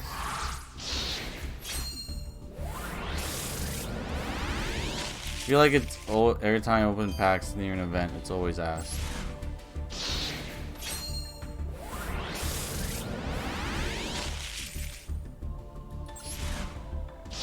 I bet they do this on purpose. They specifically make the rates worse. Dude, I opened 10 packs today and pulled Solemn Judgment, and well, I opened the one random pack from crafting. I got a bird there. That was cool, even though I don't need it. So I took that one. I already had one. It's cool. No, I guess I had really good luck recently, so I guess let's balance it out. That's a Digimon.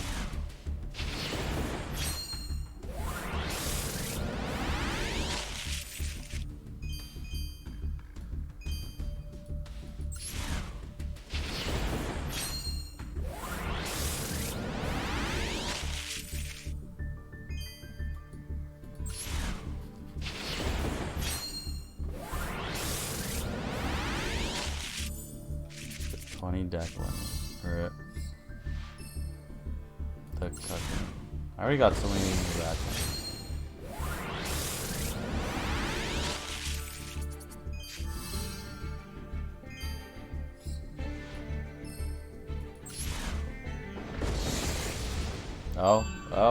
Whoa! It became an ultra rare just so it doesn't have to give me a guaranteed one next time.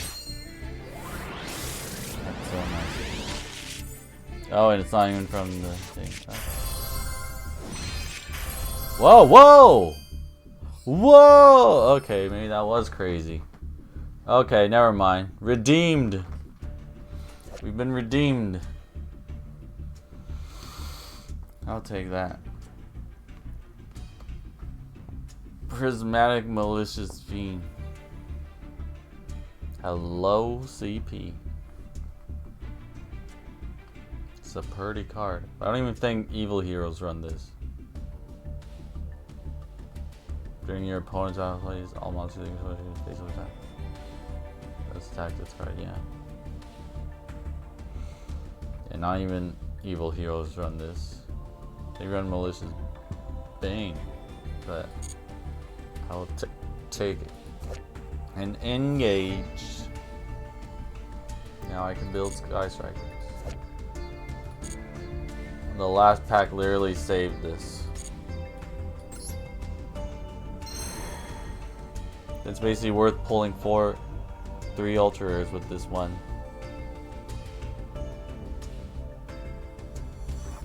Use on your opponent's battle phase. Or you can just use Bane, which does the same thing, but actually destroys them.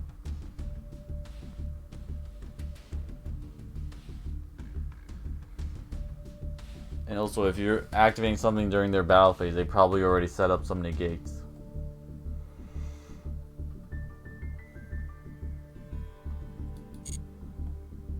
And it's a pretty card. I'll disenchant it last, but knowing I have the CP there for that is good.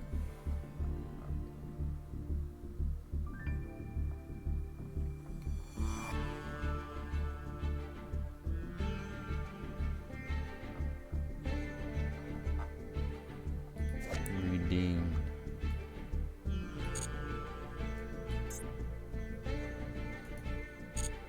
Alright, time for sleep. Nighty night. Sweet dreams. Boop.